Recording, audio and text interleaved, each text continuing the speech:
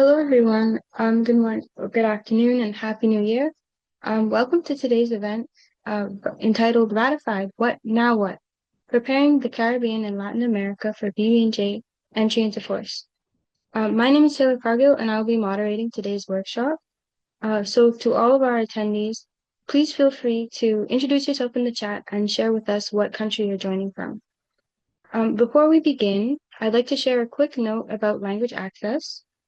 So this session will be held in both English and Spanish, and live interpretation and live captions are available through Zoom. So to turn them on, please click the interpretation or live transcript button at the bottom of the Zoom screen to select your preferred language.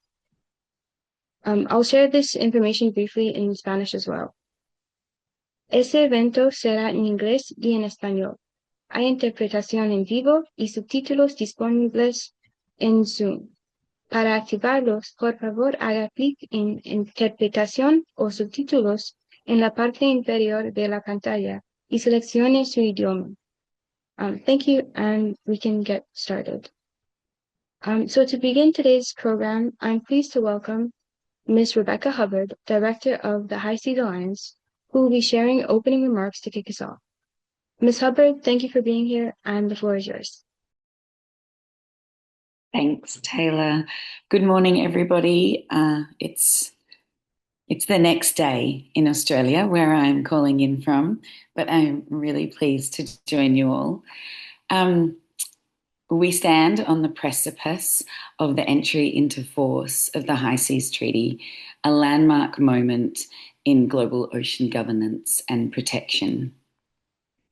It took 20 years from conception of the idea of a high seas treaty to agree to the full text. But it has only taken 2 years to get to the magic number of 60 ratifications by countries to trigger the entry into force. Caribbean and Latin American countries have been critical to this progress. Now, with 145 countries as signatories and 81 countries having ratified, we must move from this concept of 60 to global. It's essential that we have ongoing champions and leaders from the Caribbean and Latin American regions in this next phase to ensure that we can achieve equitable, effective, and comprehensive governance of the high seas. We would really like to encourage all remaining countries in Latin America and the Caribbean to accede as soon as possible, especially before the first conference of the parties. And we at AIDA and the High Seas Alliance, with all of our members, stand ready to support countries to do that and prepare for implementation as soon as possible. So thank you and good morning and congratulations on the entry into force. I'll hand it back to you, Taylor. Thank you so much, Rebecca, for that introduction. So next we'll hear from Mr. Christopher Corbin, who is the coordinator of the Cartagena Convention Secretariat under the Ecosystems Division of the United Nations Environment Program. They will be sharing opening remarks with us as well. So Mr. Corbin, thank you so much for joining us. The floor is yours. Thank you very much, Taylor. Colleagues, friends, partners, good afternoon, and maybe depending on who is joining, good evening. And warm greetings from the Secretariat of the Cartagena Convention based here in Kingston, Jamaica. As has been mentioned, we meet at a particularly important moment on the eve of the entry into force of the BBNJ Agreement on the 17th of January, and in the immediate wake of our own Conference of Parties, our 18th Conference of Parties, which was held here in Kingston just a few months ago. At that Conference of Parties, our contracting parties, which are all the countries within the wider Caribbean region, adopted a work plan and budget and endorsed key regional strategies, including the importance of the BBNJ Agreement.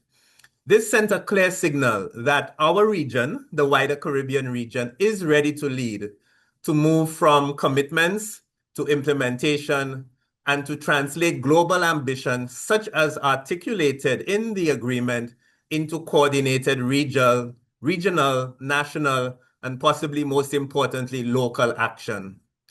As we look forward to the agreement, we must recognize, though, that as much as we celebrate, and it deserves to be celebrated, ratification as a major milestone, it is not the end point. The real test and the real opportunity lies in the implementation. It is in the implementation that our credibility is proven, capacity is demonstrated, and we have tangible benefits for ocean health, but most importantly for our people. Too often we speak of the high seas as if they are separate from our shores. But in particular for Caribbean small island developing states, the distinction between national waters and areas beyond national jurisdiction is largely a legal boundary that the ocean itself does not recognize. Our ecological, economic, and social connectivity is absolute. The pressures we face as a region do not stop at the 200 nautical mile limit. Activities in areas beyond national jurisdiction can and do and will affect coastal and marine ecosystems within national waters. For us as a secretariat, this makes coordination across governance levels indispensable. And in that regard, we are really pleased to have been invited to be part of this webinar and to share these opening remarks. Because for us, BBNJ implementation is not just an additional burden on the many burdens we already have, but how can we lay it into our existing obligations? It's an important and critical part of ocean governance and ocean security. So while as a secretariat, you say that we focus mostly on areas under national jurisdiction, our objectives align extremely closely with the BBNJ agreement. And therefore, we look forward to working with the High Seas Alliance and all the other partners in how we can not just motivate and encourage the remaining countries in our region to ratify, but more importantly, how to implement. And in that regard, maybe now speaking a little more broadly, I think regional seas conventions and action plans globally can play a really important practical enabling role in helping countries to translate these commitments into action. Ultimately, the success is not measured just by the entry into force, but our ability to deliver results. So again, thank you so much, and handing back over to you, Taylor. Thank you so much, Mr. Corbin. So now I'm pleased to welcome our final speaker for opening remarks, Ms. Gina Guillen. Ms. Gina Guillen is Special Ambassador for the Ocean and the Environment under the Ministry of Foreign Affairs, Costa Rica. Ms. Guillen, over to you. Thank you so much, and good morning, good afternoon.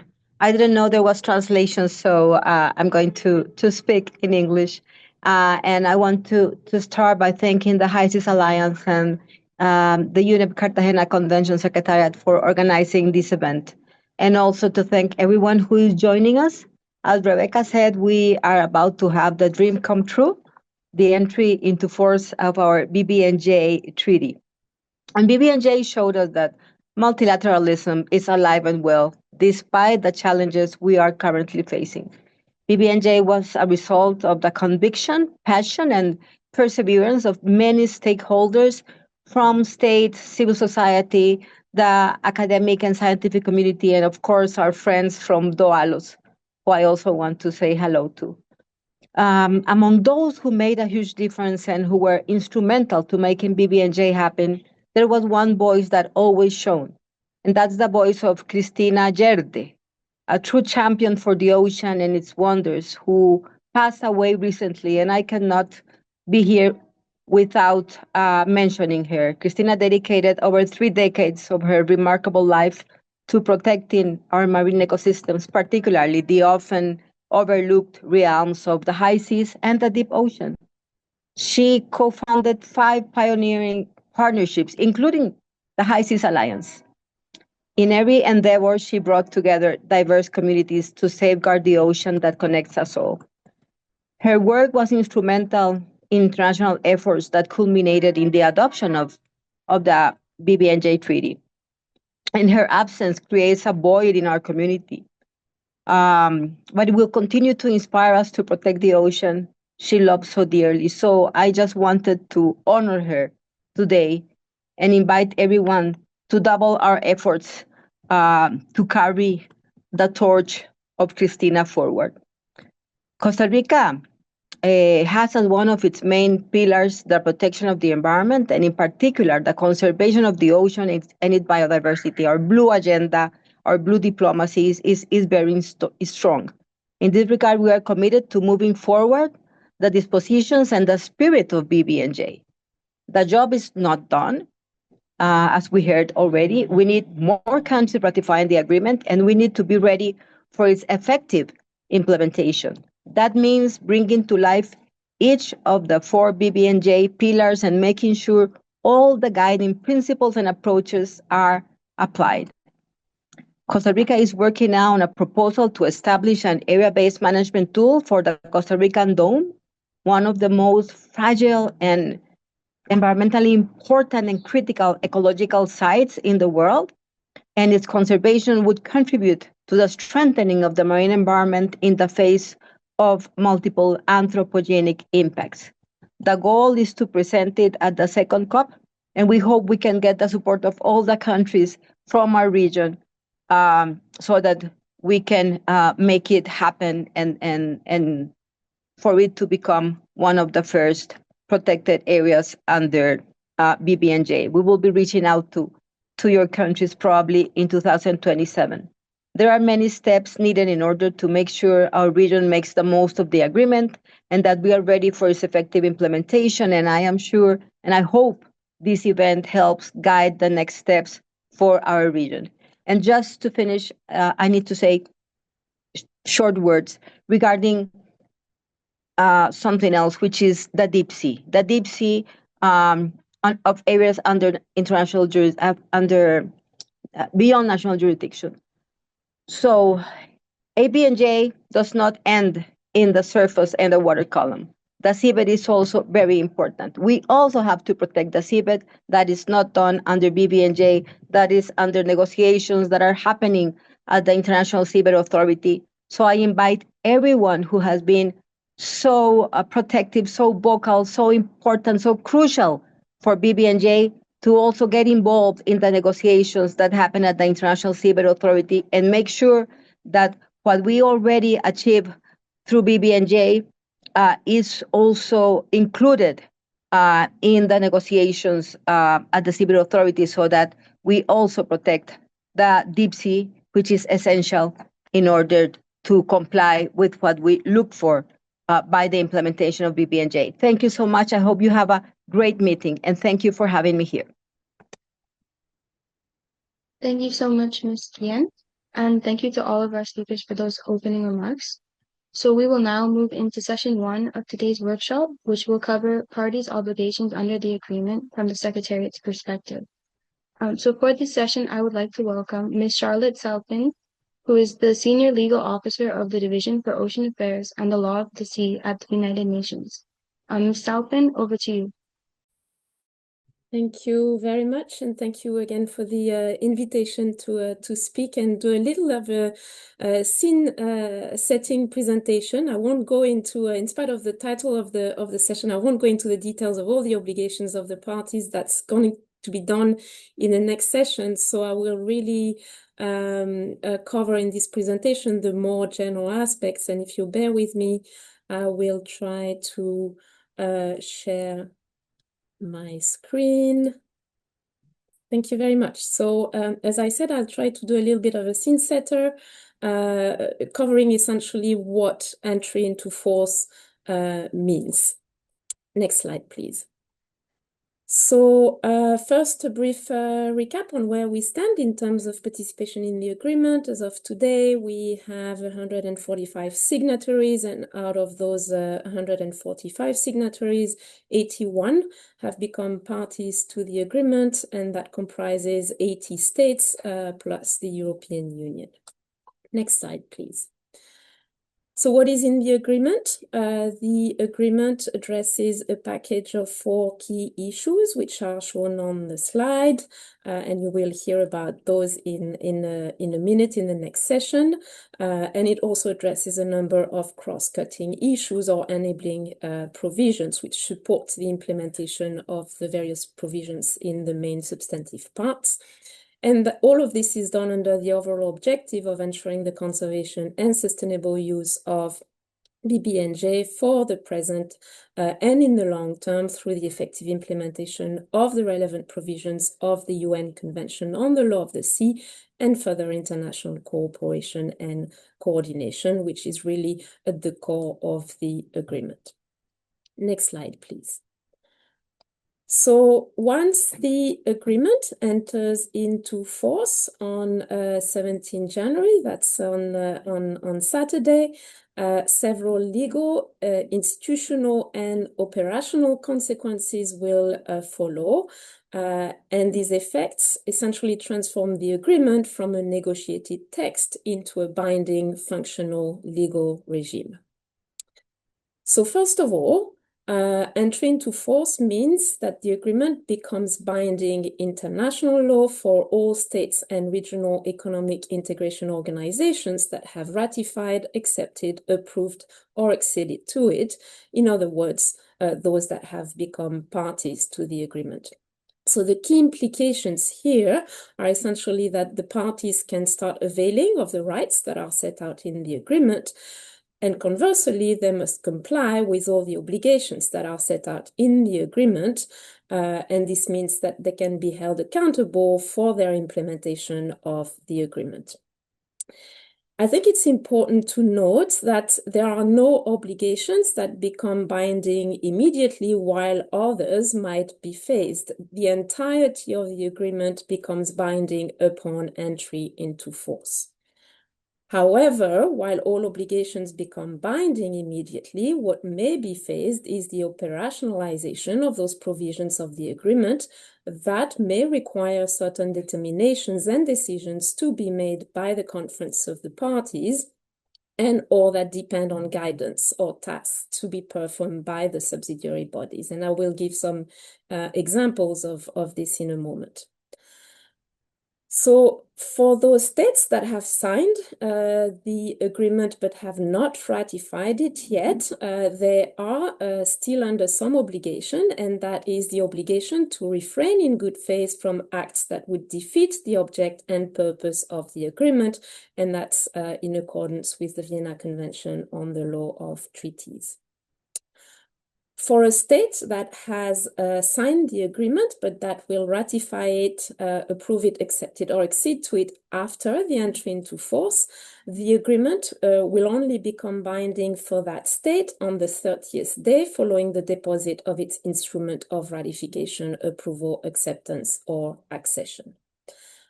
Finally, just quickly on non-parties, of course, they are not bound by the agreement, although I think it's important to remember that the agreement may still have an impact on them through the obligation made on parties to the agreement to promote the objectives of the agreement when participating in decision-making under other relevant instruments, frameworks, and bodies. Next slide, please. So entry into force essentially means, and that's the second point, that implementation begins. So states must start implementing the provisions of the agreement through a number of steps, and that includes taking the necessary legislative, administrative, or policy measures to ensure the implementation of the agreement, and that's actually an obligation in itself under the agreement.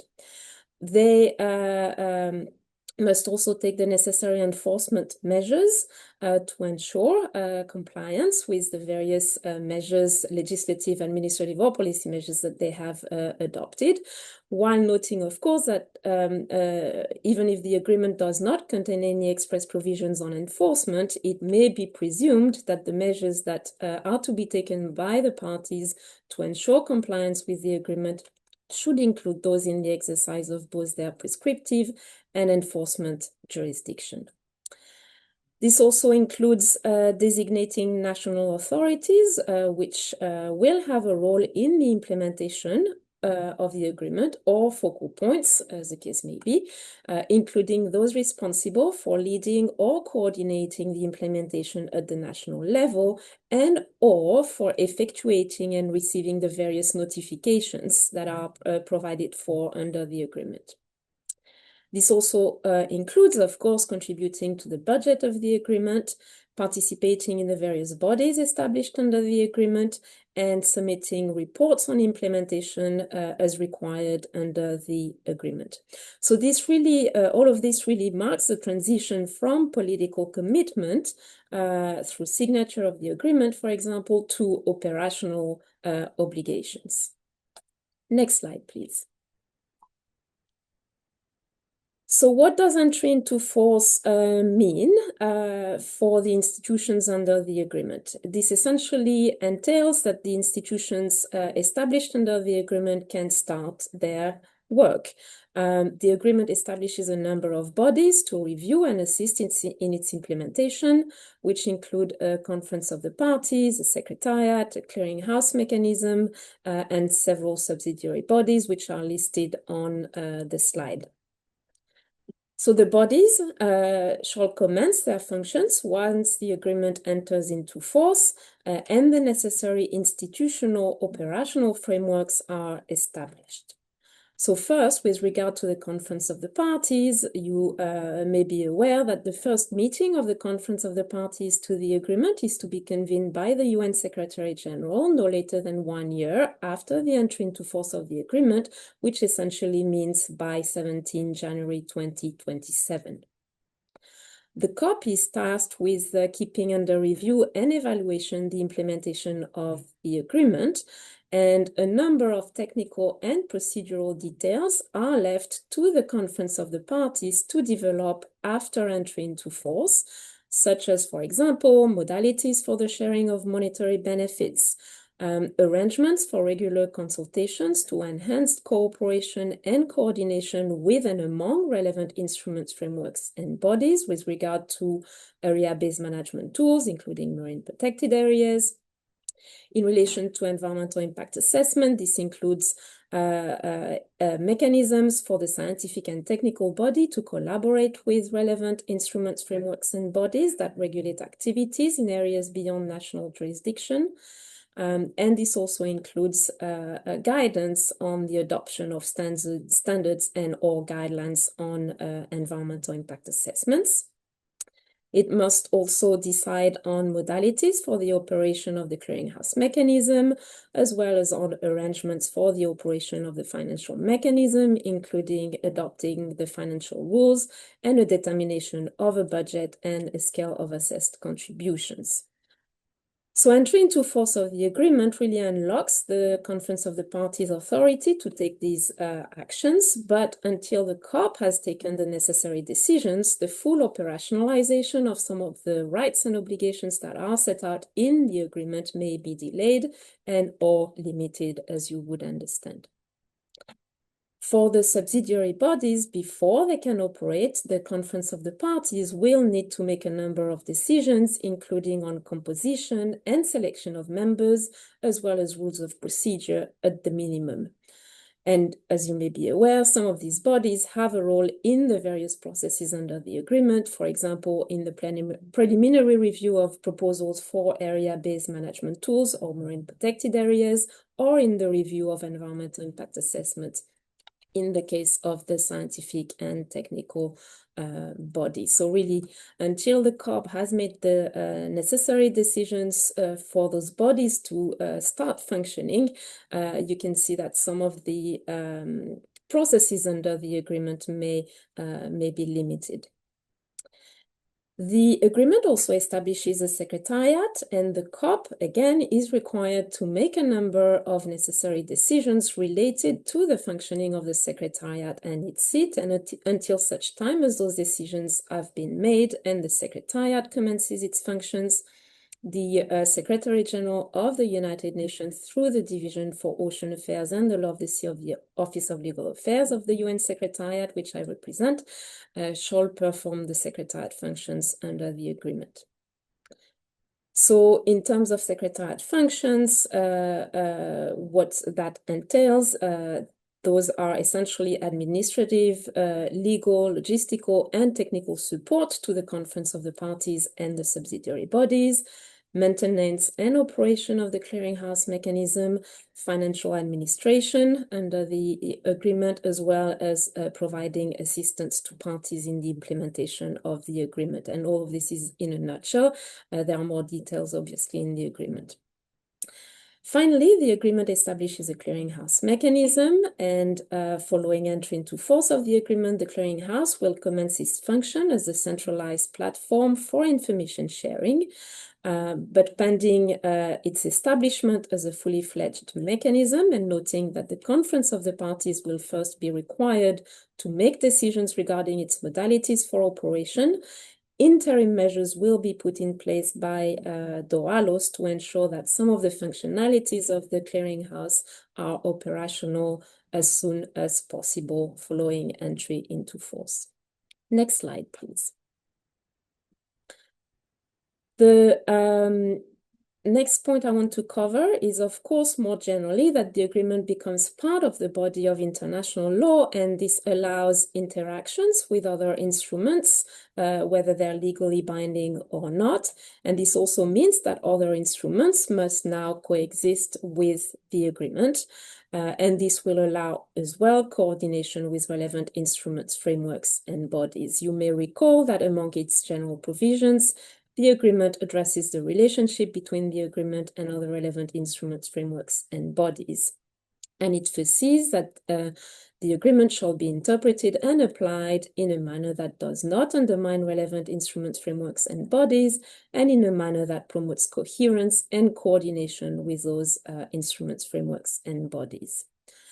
On international cooperation, parties must cooperate, including through strengthening and enhancing cooperation with and among relevant instruments, frameworks, and bodies, and they must also endeavor to promote the objectives of the agreement in decision-making under relevant instruments, frameworks, and bodies. So all of this, once the agreement enters into force, will now become operationalized. Finally, before I conclude, I just want to highlight some of the immediate next steps that would be useful for parties to take as soon as possible following entry into force, and that's purely from a Secretariat perspective to facilitate the effective implementation of the agreement. First, designating national focal points who will receive and make the necessary notifications under the agreement. Informing the interim secretariat, namely DOALOS, of those focal points. We have received a few, including from some of the states that are participating, but if your state has not done so, we would appreciate that it be done as soon as possible. And lastly, it may be useful to put in place interim measures to ensure that the required notifications under the agreement can be made pending the establishment of the clearinghouse mechanism. I will leave it at that. I thank you very much for your attention. Thank you so much, Ms. Salpin, for those insights. So we will now move on to our second session, which is a section-by-section overview of the BBNJ obligations. So we will start with an overview of marine genetic resources by Professor Judith Gobin, who is the BBNJ MGR's consultant for Trinidad. Professor Gobin, over to you.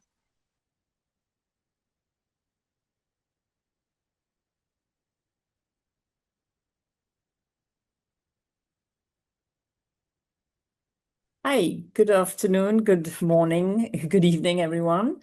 Hearing me okay and seeing my slides?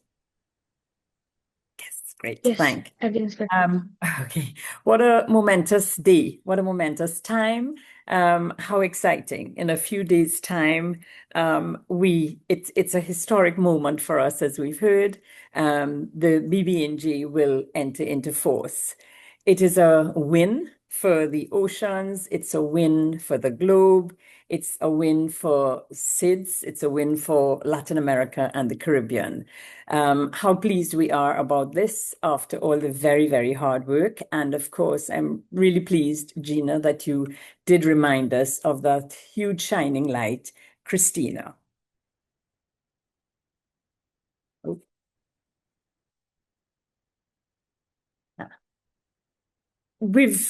It's the treaty, as we've all understood, its focus is conservation, sustainable use of international waters, and in effect, for small island developing states and states as all of ours, Latin America and the Caribbean, it also impinges on our coastal waters as well as, or rather, there's that connection because, as we all know, the oceans are all connected.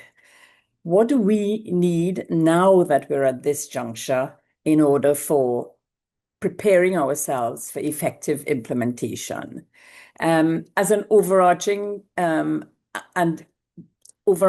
sort of objectives and in line with what we all are already and with what we've just heard as well, we want to be able to get ready. We need to position ourselves. We've worked very hard, but we need to move forward, and there's a lot of work to be done.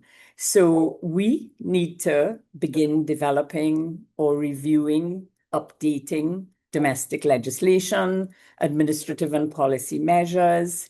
We also have to ensure that capacity building measures are in place. And by that, I mean our ability to accept capacity building developments and measures, especially in respect of marine sciences, marine science research, biodiversity, and of course, in line with what I'm talking about, the aspect of marine genetic resources. So we're talking about laboratories, about funding, about technical skills, and in general, knowledge sharing. We also want to ensure that our national institutional structures and mechanisms are in place.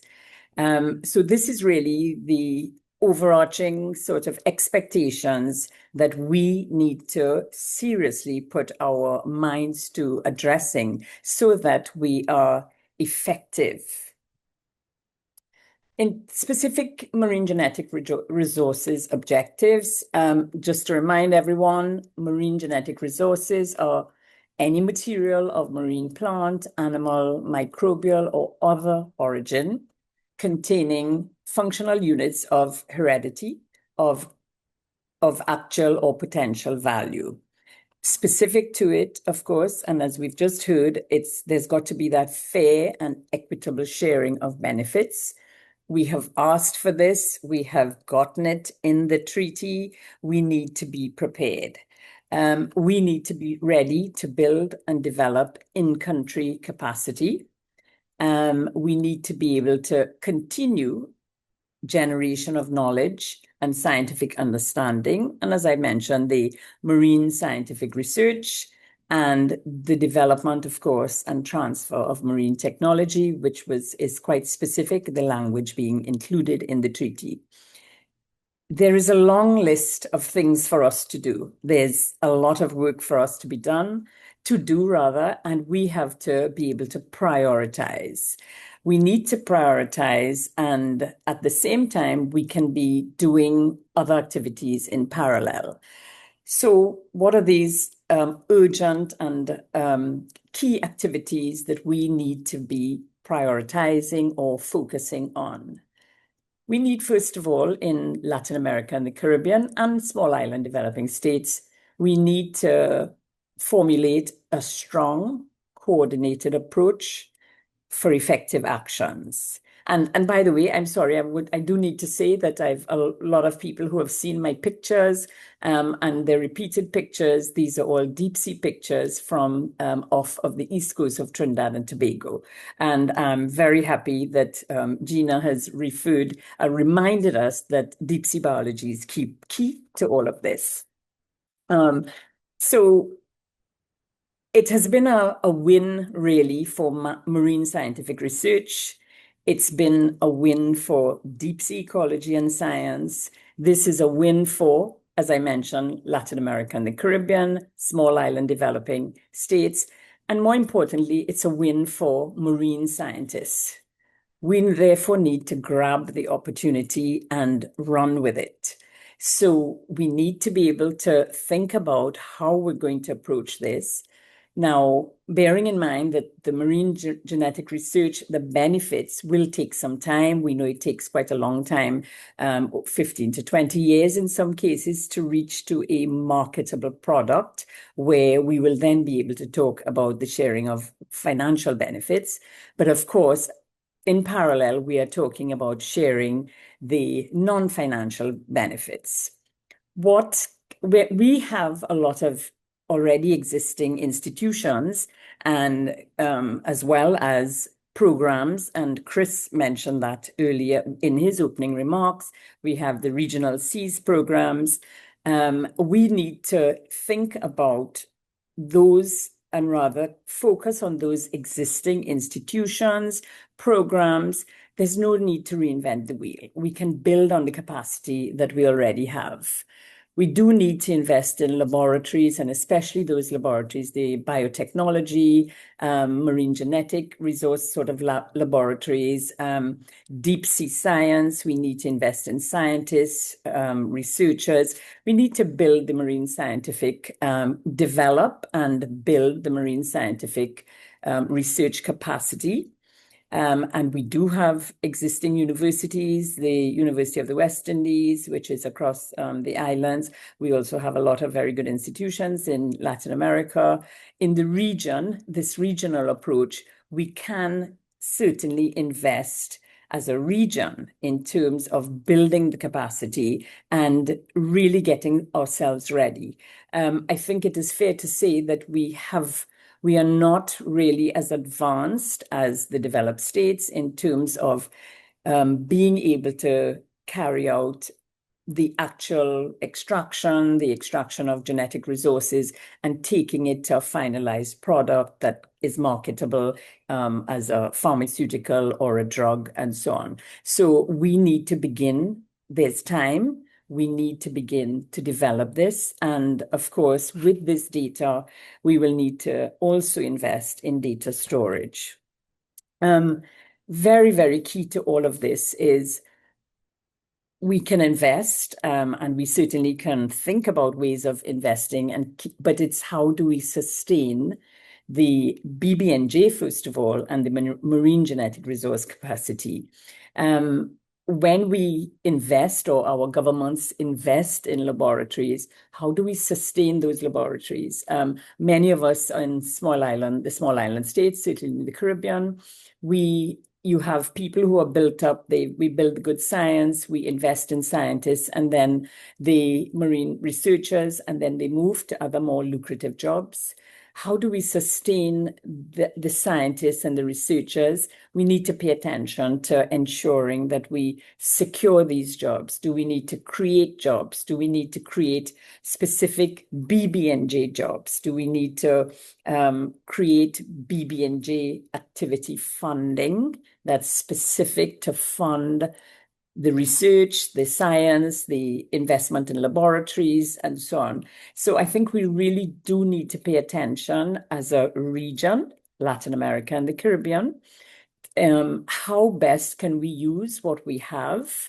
How best can we work with our governments to create and secure BBNJ funding to continue to build capacity and to continue with the activities?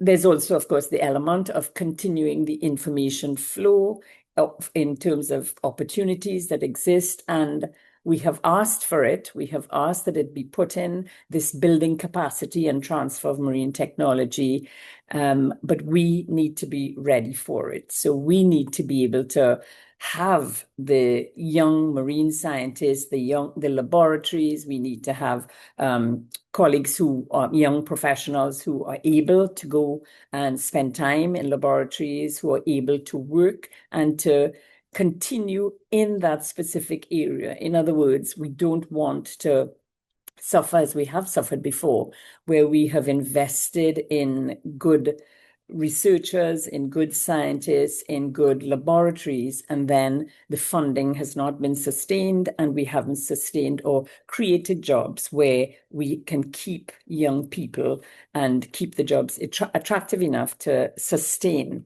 young people. We must not be left behind as a region.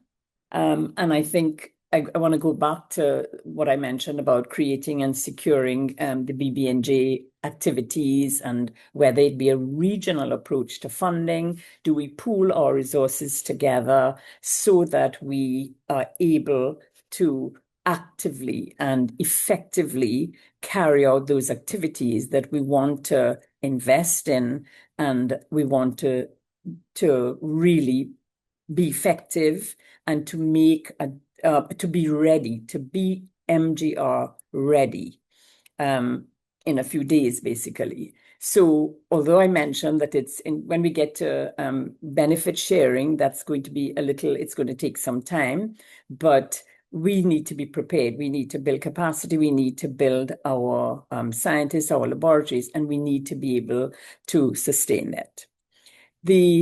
Our group, this region, we must participate and contribute at the first COP. Charlotte has made that very clear. There are committees that we need to ensure that we have a seat on. There are the various committees she's mentioned, the S&T one, the implementation and compliance, the ABS, CBMTT one. We need to be able to have our voices continue to be heard. They have been heard. We have gotten these specific requests that we wanted. And we, as I mentioned, we are extremely pleased about it. We are extremely pleased that the deep sea is really open for us to now carry out and encourage marine research. But we must be able, the Latin America and the Caribbean as a region, we want to ensure that those early COP decisions maintain the earnest and equitable intentions reflected in the governance of the whole treaty. And as a last appeal, we must ask those states, including Trinidad and Tobago, to move towards signing, ratifying, so that we really can complete this, although it's just the beginning, we're really starting the whole process of the activity, the enactment, and really trying our best to ensure that we reap the benefits, and especially in the area of marine genetic resources. Thank you so much. Thank you, Professor Goben, for those insights on marine genetic resources and the importance of the BBNJ process for our region. So we'll now hear from Dr. Maria Rodriguez Chavez, who is the Latin America Coordinator for the High Seas Alliance, who will give us an overview of area-based management tools. So Dr. Chavez, without further ado, over to you. Thank you very much, Taylor. Voy a realizar mi presentación en español. Buenas tardes a todos y muchas gracias por acompañarnos el día de hoy en este webinar. Sabemos que sus agendas son extremadamente ocupadas, así que les valoramos muchísimo que nos regalen este tiempito y por participar en el webinar. En mi presentación estaré abordando la parte 3 del acuerdo sobre mecanismos de gestión basados en áreas, incluidas las áreas marinas protegidas. Según nos indicó Charlotte en su presentación inicial, tenemos al día de hoy 81 estados parte del tratado y 145 estados signatarios. La parte 3 del acuerdo BBNJ nos detalla diferentes artículos sobre los mecanismos de gestión basados en áreas, incluidas las áreas marinas protegidas, o como se le conoce en inglés, Area Based Management Tools and APAs, porque tenemos este idioma de acrónimos en el mundo BBNJ. Esta parte 3 contiene disposiciones relacionadas a objetivos de estos mecanismos de gestión basados en áreas o de áreas marinas protegidas. También nos incluye una serie de requisitos de las propuestas para establecer dichos mecanismos o áreas protegidas. Nos detalla el proceso de publicidad y examen preliminar de las propuestas, el proceso de consulta y evaluación de dichas propuestas, la toma de decisiones, implementación, supervisión y examen. Todas estas etapas las pueden ver sintetizadas en este gráfico que nuestros colegas de Fundación Mar Viva han elaborado, y no voy a entrar en detalle en esta letra pequeña, pero sí lo queríamos dejar a disposición como parte de los materiales de este webinar. Para entrar específicamente sobre el tema que hoy nos convoca, que es la entrada en vigor del acuerdo BBNJ a partir del sábado 17 de enero, quisiera mencionar algunos elementos. Primero, tal como lo sugirió y lo indicó antes Charlotte, todo el acuerdo se vuelve legalmente vinculante, pero existen algunos pasos operativos de al menos la parte 3, que es donde voy a estar detallando más información, requieren que existan o que estén funcionando de manera adecuada los órganos que se establecen en el acuerdo BBNJ. Por ejemplo, la Secretaría, el órgano científico y técnico, el mecanismo de intercambio de información y la conferencia. Ejemplos de qué es lo que tenemos que esperar a que estén estos órganos ya en funcionamiento es que las propuestas deben de presentarse a la Secretaría, la cual va a hacerlas públicas y transmitirlas para una revisión preliminar al órgano científico técnico. La Secretaría también posteriormente facilita las consultas de esta presentación inicial de una propuesta para una ABMT o una área marina protegida, y el órgano científico técnico evaluará esa propuesta revisada según lo que nos indica el artículo 21.7. Importante dentro de la parte 3 también es que se nos detalla cómo se toman las decisiones y quién las toma. La conferencia de las partes es este órgano decisor que se establece en el acuerdo BBNJ y es quien va a tomar esas decisiones sobre el establecimiento de estos mecanismos de gestión basados en áreas o de las áreas marinas protegidas, así como de medidas de emergencia. Y finalmente, quisiera recalcar la importancia del mecanismo de intercambio de información para los estados en desarrollo como esta plataforma de acceso abierto donde las partes podrán acceder y compartir información relacionada tanto a los mecanismos de gestión basados en áreas y áreas marinas protegidas como del resto de los elementos del paquete BBNJ. Pero bueno, ¿con qué podemos empezar a partir del sábado 17 de enero? Como también se mencionaba con anterioridad, el tema de cooperación con otros organismos y marcos pertinentes, desde ya los estados partes del acuerdo podrán iniciar, así como la cooperación en investigación científica para establecer mecanismos de gestión basados en áreas o áreas marinas protegidas, incluso si no se han presentado propuestas conforme al artículo 19 de la parte 3. Las partes deben de adoptar medidas legislativas, administrativas o de política para asegurar la implementación del acuerdo, y como también mencionaba Charlotte, por ejemplo, la designación de puntos focales para poder implementar el tratado a nivel nacional. Y finalmente, el acuerdo no se establece la obligación de las partes de realizar consultas amplias durante la elaboración de la propuesta y formular dichas propuestas con la mejor información científica disponible. Y es en este contexto que quisiera brevemente referirme a dos iniciativas relacionadas al desarrollo de propuestas de mecanismos de gestión basados en áreas o de áreas marinas protegidas. La primera es relacionada al domo térmico, que es un fenómeno geológico dinámico, que es un oasis de biodiversidad y de productividad en el alta mar del Pacífico Este tropical, y que es una iniciativa que, como bien lo decía antes, la embajadora Guillén, es liderada por Costa Rica en colaboración con otros socios como Piu Bertarelli, AIDA y otros miembros de High Seas Alliance. Y acá el ejemplo que quería compartir hoy es un taller científico que se realizó en mayo del año pasado, donde se reunió a una serie de expertos en el domo térmico para analizar datos existentes o actualizados y vacíos de información. Como conclusión general del taller es que sí se identifican algunas necesidades de actualizar información, por ejemplo, modelos climáticos o realizar investigación adicional sobre el fondo marino del domo, pero sí se concluye luego de este ejercicio científico que la información actual cumple con los criterios incluidos en el anexo 1 del acuerdo BBNJ para proceder con el desarrollo de la propuesta de un mecanismo de gestión basado en áreas del domo térmico. El segundo ejemplo que quería compartir el día de hoy también es que un ejercicio similar que se realizó en Australia, que es el simposio de investigación sobre la elevación del Lord Howe y el mar del sur de Tasmania. Es una iniciativa liderada por Australia en colaboración con High Seas Alliance, WWF, el Deep Ocean Stewardship Initiative, entre otros.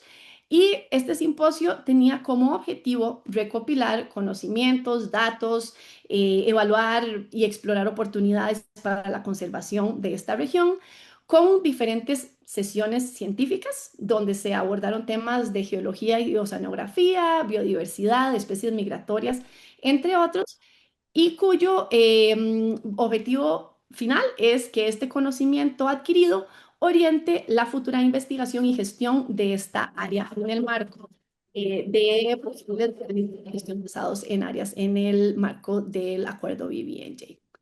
Para ir finalizando, también quisiera rescatar que en nuestra región de Latinoamérica y el Caribe existen otras iniciativas que han ido avanzando en estos procesos de elaboración de propuestas bajo la parte 3 del acuerdo BBNJ, que son las dorsales de Salas, Gómez y Nazca, que es una iniciativa liderada por Chile y también en colaboración con varios miembros de High Seas Alliance y de otras entidades científicas y de sociedad civil. Y el Mar de los Sargazos, que de igual manera ha ido construyendo este estudio de caso científico para la futura protección del Mar de los Sargazos. Dejo por acá mi intervención y feliz de poder contestar preguntas adicionales más adelante. Muchas gracias. Thank you so much, Dr. Chavez. So we will now move on to an overview of environmental impact assessments by Dr. Khalil Hassanali, who is the Senior Research Officer at the Institute of Marine Affairs. So Dr. Hassanali, over to you. Thank you very much. And is it possible to share slide? Just one slide. So let me start by thanking the organizers of this webinar for inviting me to say a few words on what entry into force of the agreement might mean for states parties, especially as it relates to EIA under the treaty. Before I begin, I would like to congratulate everyone who has been involved in getting the BBNJ agreement to where it is today. Entry into force on Saturday will indeed be a monumental achievement that has come off the backs of the collective hard work, sacrifice, and dedication of hundreds, if not thousands of people. I'd also like to take this opportunity to pay tribute to Christina, who was really a BBNJ and ocean governance luminary and a driving force in all the work that we have done on the BBNJ agreement. Time is very tight, so I'll give a very brief overview of measures, be they legal, policy, administrative, institutional, and or technical, that states who are party to the agreement need to have in place for the effective implementation of Part 4 of the agreement.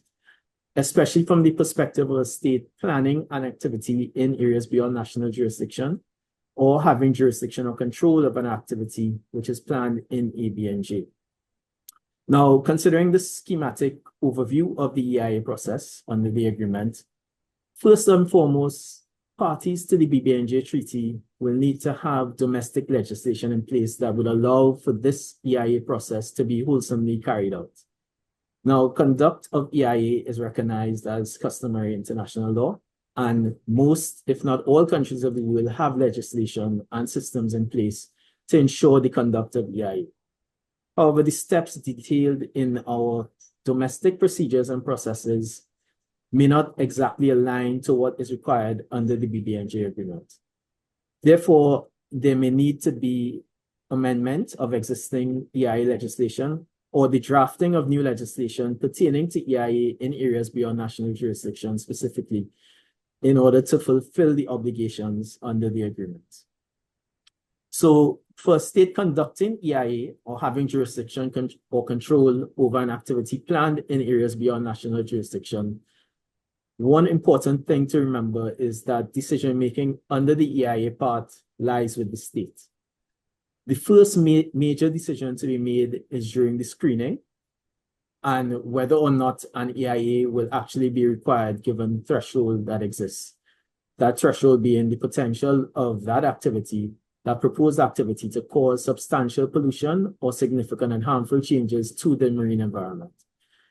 It is important to note that many existing EIA systems have a list of activity types for which an EIA is required.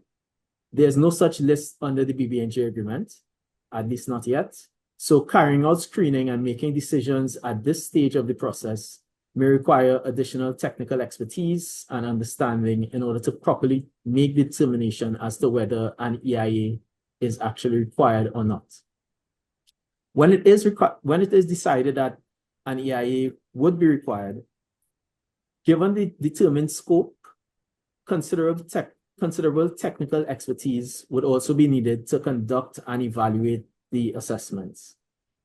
In situations where the state itself is conducting the EIA, of course, there should be a separation of powers whereby the body conducting the EIA should not be the same one evaluating and making decisions on the outcome of the EIA. And following on from this point, the state under whose jurisdiction or control the proposed activity falls will need a designated entity to make decisions as to whether activities proceed or not. This could be the same body that makes the decision at the screening stage, but in making the decisions on whether activities proceed or not, the due diligence decision-making standard in Article 34(2) of the agreement is very important. A state conducting an EIA would also need to have the processes in place and ability to coordinate and conduct extensive public consultation at various stages in the EIA process on a global scale with a range of stakeholders and including targeted public consultations when required. Now, very important to the EIA part of the agreement is the clearinghouse mechanism and its ability to facilitate a participatory and transparent EIA process. A state under whose jurisdiction or control a planned activity falls will have to put mechanisms in place to interface with the clearinghouse mechanism that will be established under the agreement. This would be for several reasons, including notifying when an activity is planned, notifying relevant and interested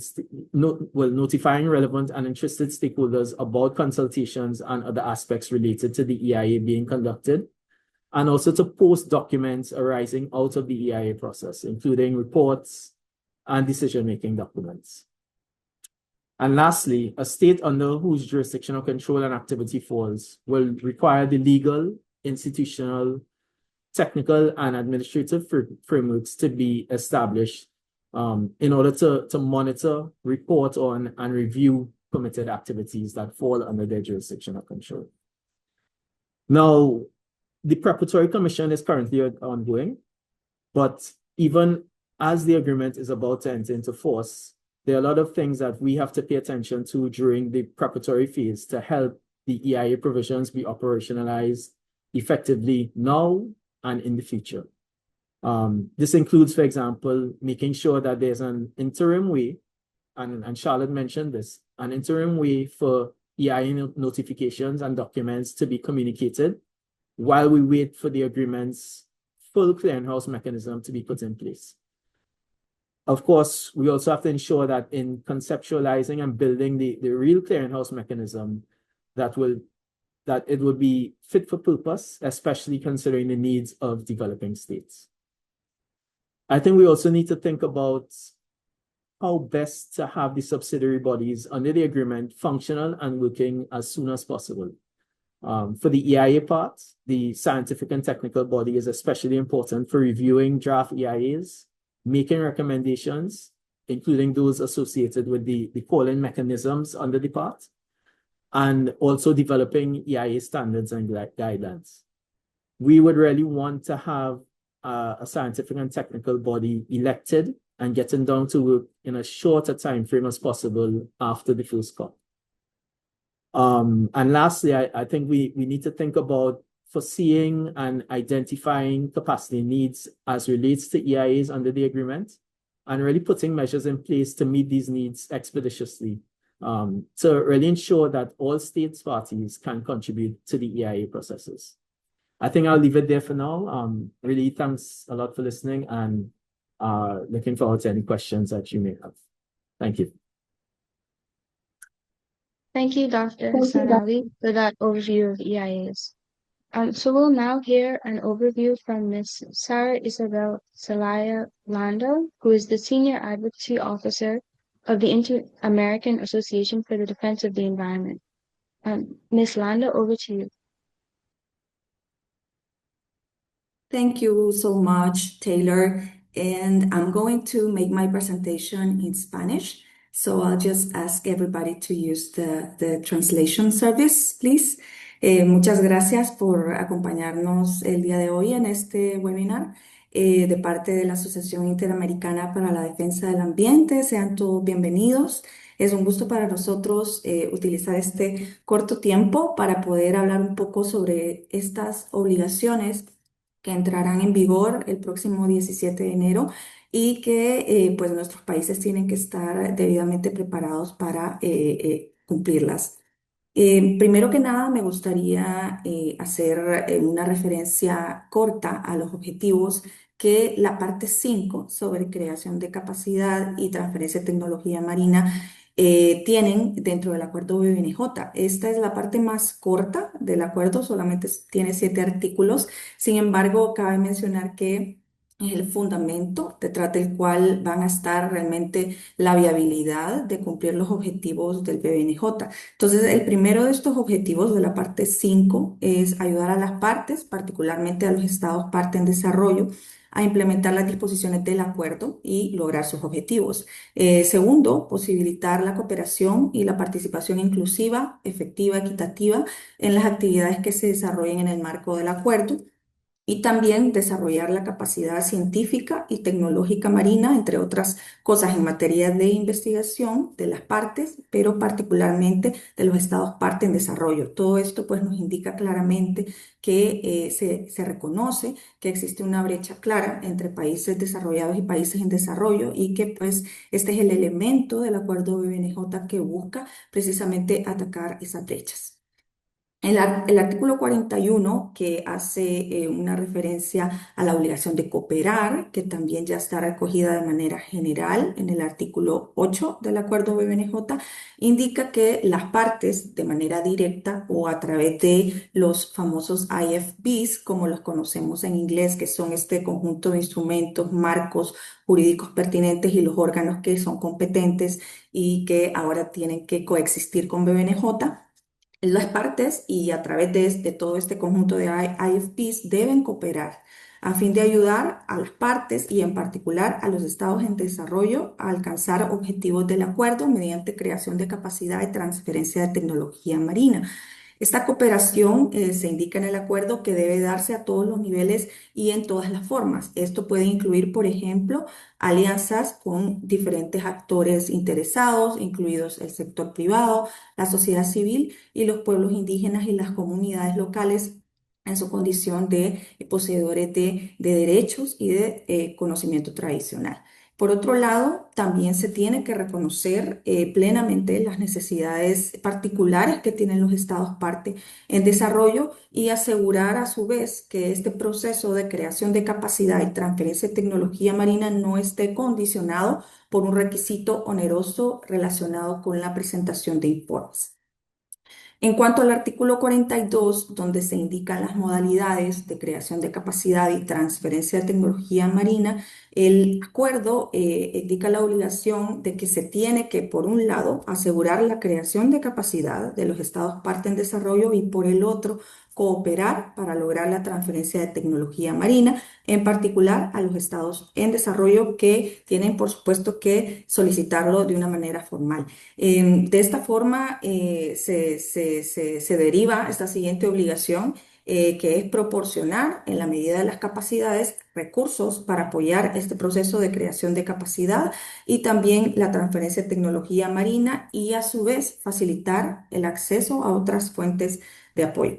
De igual forma, este artículo 42 indica de manera clara que se tiene que responder a las necesidades y las prioridades que los estados parte en desarrollo definan. ¿Y de qué manera lo van a definir? Por medio de evaluaciones de necesidades caso por caso, evaluaciones que se den a nivel subregional, a nivel regional, y de igual manera, como indica el último párrafo, pueden ser objeto de una autoevaluación o facilitarse a través de dos mecanismos que forman parte de la institucionalidad del acuerdo BBNJ. Primero, el Comité de Creación de Capacidad y Transferencia de Tecnología Marina, y el segundo, el mecanismo de intercambio de información. Entonces, estos últimos dos párrafos son sumamente importantes desde la perspectiva de Latinoamérica y del Caribe, en el sentido de que nuestros países tienen que estar listos para poder definir claramente cuáles son sus necesidades y prioridades alrededor de la gobernanza de la biodiversidad que está en zonas fuera de jurisdicción nacional. En cuanto al artículo 43, donde ya se detallan unas modalidades adicionales para la transferencia de tecnología marina, se establece la obligación de promover el establecimiento de condiciones económicas y jurídicas propicias para que se dé esta transferencia de tecnología marina de estados desarrollados a estados en desarrollo, incluyendo prestación de incentivos a empresas e instituciones.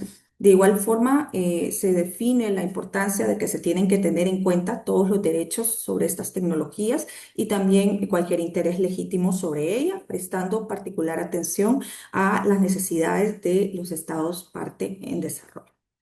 Y esta última slide, que es un poco, digamos, adicional o complementaria, porque no son obligaciones, digamos, de inmediato cumplimiento dentro de 3 días, son estos artículos, el 45, que se refiere a la supervisión y examen, y el 46, que se refiere al comité. Entonces, el proceso de creación de capacidad y transferencia de tecnología marina se indica en el acuerdo que tiene que ser objeto de supervisión y examen periódico, y a la vez establece este comité de creación de capacidad y transferencia de tecnología marina que, bajo la autoridad de la conferencia de las partes, es responsable de llevar a cabo esta supervisión y examen periódico.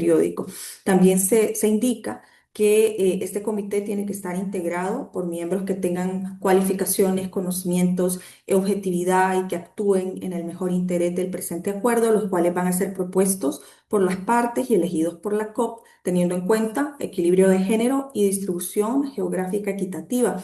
Es importante esta última connotación en relación al proceso preparatorio, que justo nos hacían la pregunta por el chat.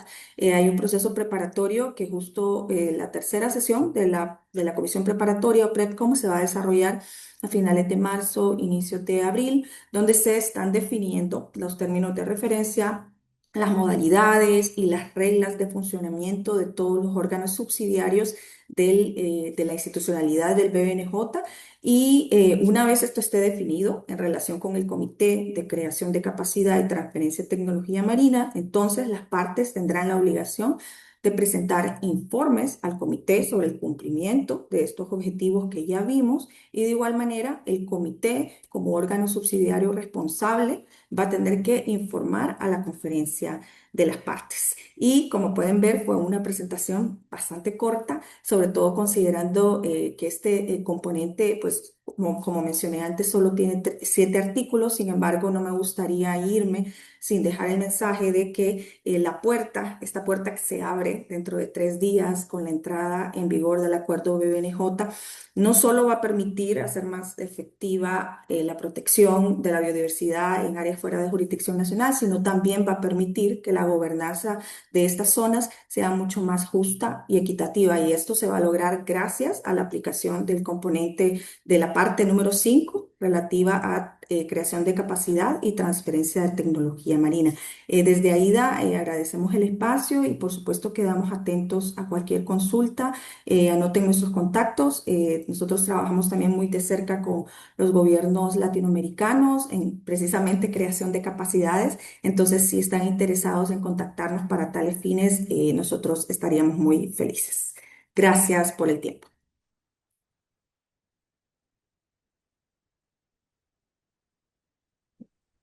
Thank you, Ms. Lander, for giving us that overview of capacity building and transfer of marine technology.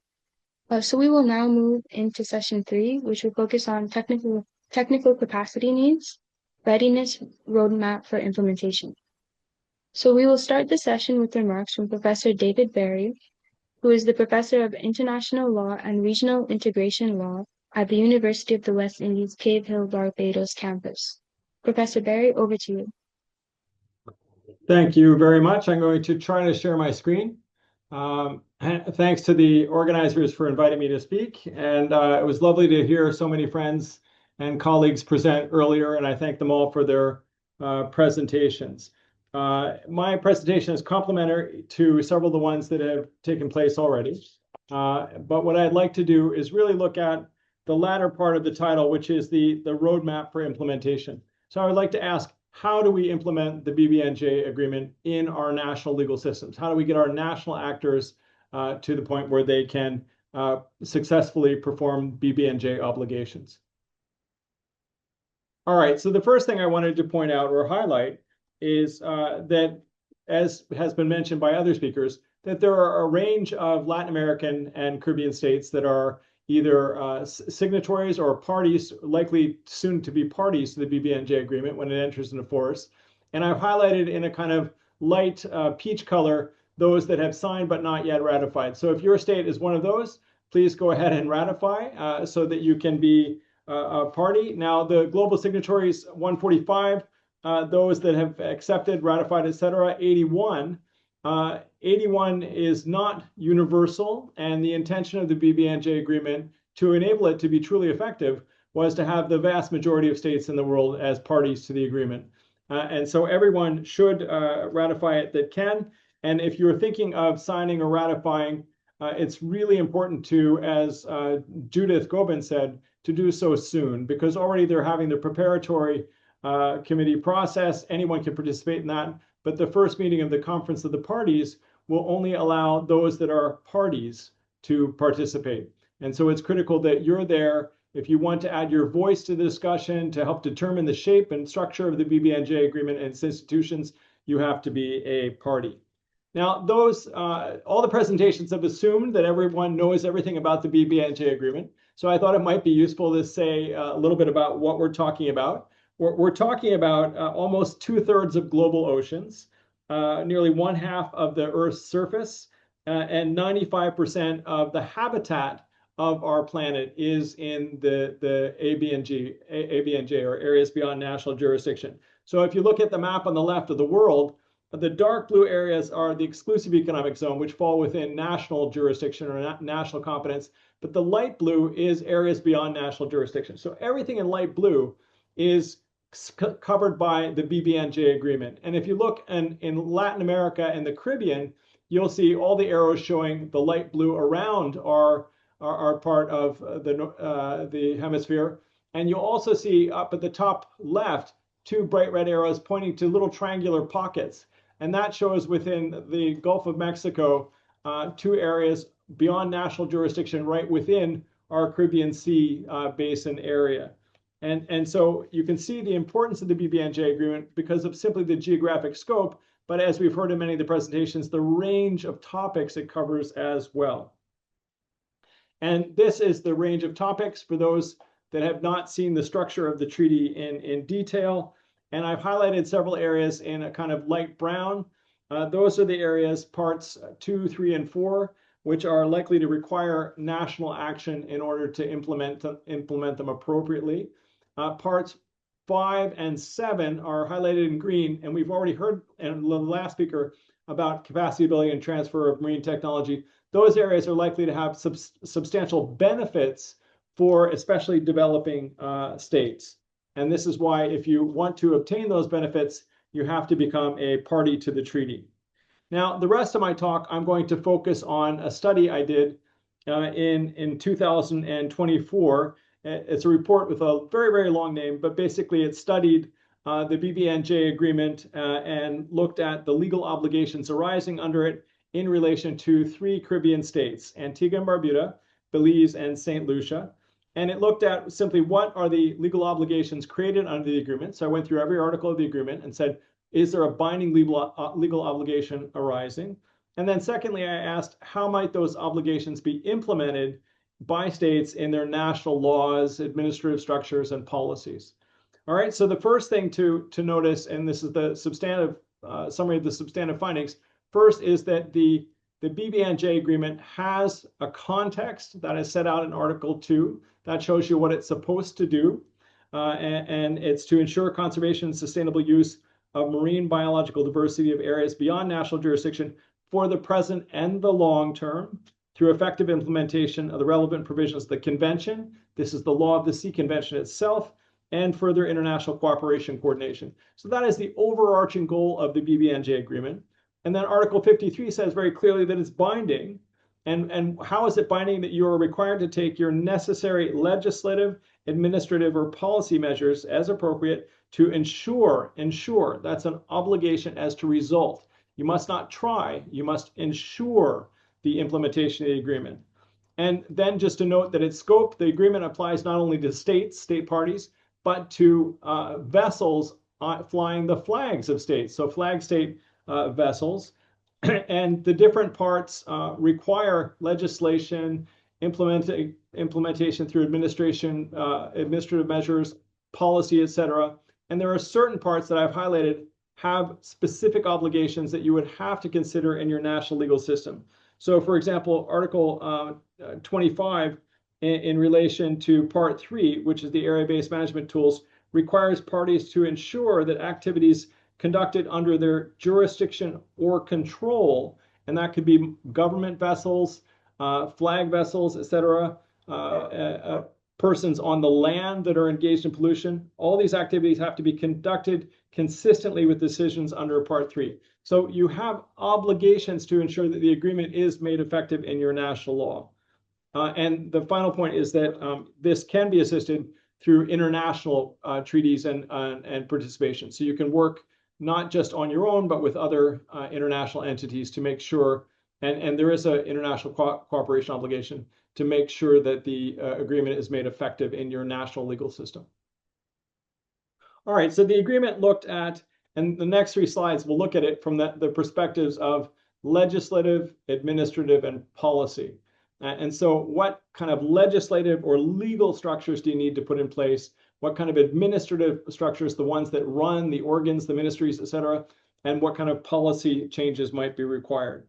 And I looked at, in my study, the 3 states, Antigua, Barbuda, Belize, and St. Lucia, and you can see that I've highlighted, these are different categories of statutes in their national laws. So you'll see Antigua and Barbuda fisheries statutes, marine pollution statutes, environmental management statutes, ocean jurisdiction and enforcement statutes, shipping, all of these statutes, and these are just headings, right? So under each heading are many, many statutes.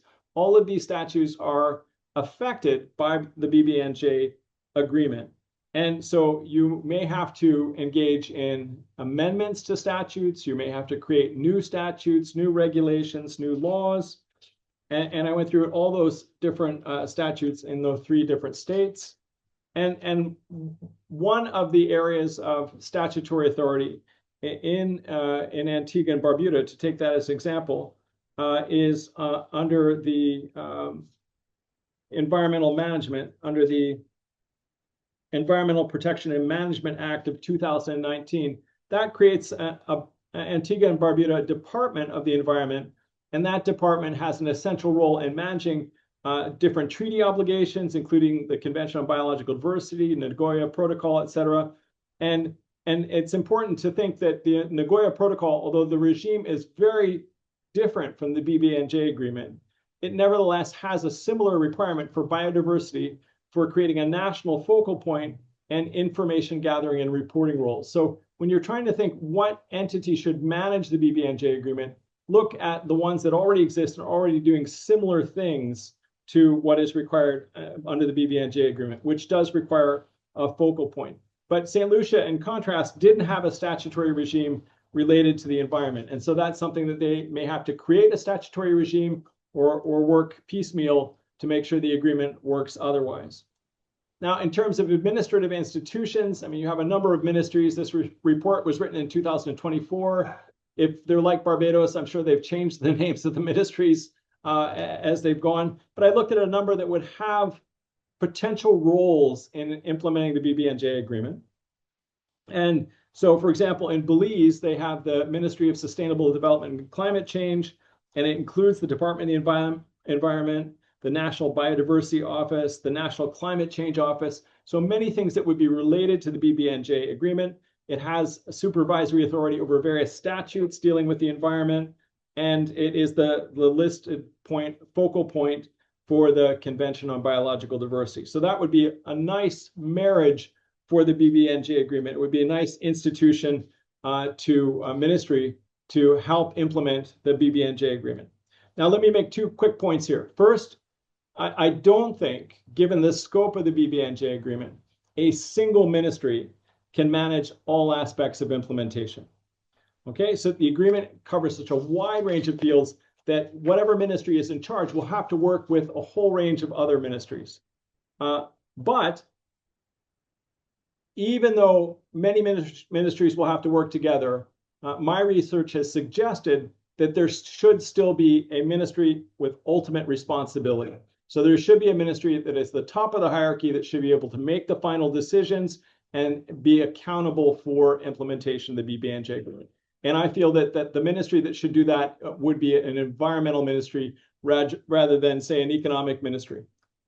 All right, now the final slide on this report looks at the policy frameworks. And this is just to show you the scope of policy action plans, strategies, et cetera, that may have to be amended to reflect obligations under the BBNJ agreement.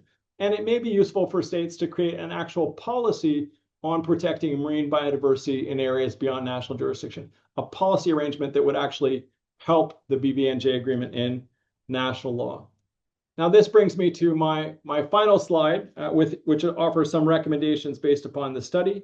The first one requires a little bit of explanation, and this is to create a statute for the BBNJ agreement, a BBNJ Act. And what I would suggest, and the hurdle may not be as great in many Latin American states, because in some Latin American states, international obligations can be implemented without significant legislative change. For example, the American Convention on Human Rights has the status of conventionality. It can be adhered to by national actors without further legislative changes. But for Caribbean states, Commonwealth Caribbean states, we have to create statutory frameworks to implement treaties. Treaties are not considered part of our national law. So we have to, the word is transform our treaty obligations. Now, in doing so, you can amend all of your various national statutes, and I showed several of them, or categories of them on one of my earlier slides. But that kind of piecemeal approach, I think, doesn't do justice to the BBNJ agreement. So what I would suggest is that you should actually have a statute which specifically brings the entire treaty into force in national law. And I would say bring it into force as the treaty. So annex the entire text of the treaty. Don't take Article 53 and change it into Section 56 of a statute. Put the entire treaty as an annex. That way it's there for all national actors to look at and help them in implementing it. All right, and that's in addition to amendment of other national legislation. You'd have to do that as well. And you may need to provide, my third bullet here, additional authorization for national actors. For example, if you can do EIA processes under your national ministry, do those processes have geographic scope outside of your exclusive economic zone? Do you have competence? Do you have authority to do so? And you may not. So you may have to amend your laws to allow that, create a focal point, as I said. My final point is simply that, yes, the BBNJ agreement creates numerous obligations. Like any large multilateral treaty, they must be implemented. And some obligations will be easy to implement. Others may require new legislation, assignment of duties to new units, etc. But this can and should be done. And states that are interested in the BBNJ agreement should sign, ratify, and become parties to it before the first conference of the parties. And I'll stop there. Thank you. Thank you, Prof. Barry, for sharing on the roadmap to implementation. So moving to session 3.5, Advancing Regional Coherence and Policy Dialogue, we will now hear from Ms. Amrika Singh, who is the Sustainable Development Program Manager in the Directorate of Economic Integration, Innovation and Development of the CARICOM Secretariat. Ms. Singh, over to you. So thank you very much. Good afternoon, everyone. Let me thank the organizers. At some point, I'm going to figure out how to turn on my camera. So you can actually see that I'm a human being. Okay, great. Let me thank the organizers for inviting the CARICOM Secretariat to do a presentation this afternoon on regional coherence and policy dialogue. And I'm very lucky in that several members of our team, the CARICOM team, have already presented. So I'm going to reinforce some of what was said. So if we could go on to the next slide. So in terms of the structure of this presentation, just briefly, I want to go a bit into CARICOM's history, not a bit, but to highlight CARICOM's history on the law of the sea, how we participated in the negotiations to date, post-agreement of the treaty, so what happened in 2023 for us, the coordination mechanism that we set up at the regional level to assist our member states with a signature, ratification, and preparation during the PrepComs, our ongoing political and technical engagement, and how we're doing so far. Next slide. And I just wanted to say that unlike the other presentations that went before me, my presentation is going to focus on the political, socioeconomic aspects of it, and of course the link between the BBNJ and CARICOM's development trajectory. So I wanted to start off by saying, and this is something I do whenever I present how CARICOM approached the BBNJ agreement, in that we have a very storied and a long history with the law of the sea. We have several legal luminaries who played pivotal parts in the various aspects of UNCLOS and were leaders for our region. We have Justice Duke Pollard, the late Justice Duke Pollard, who was involved in the development of the UNCLOS for CARICOM. We have Eden Charles, who is well known to many of you, who was he's currently at the Seabed Authority, but he was very much at the helm for CARICOM when this whole process started. And then we, of course, have Justice Ward, who is now with ITLAS, who was very involved when we started off our CARICOM journey on the BBNJ, and then she left us to go on to higher office. So next slide. So with respect to why CARICOM at the political level prioritized this treaty and our participation in it is that we're very much ocean states. Our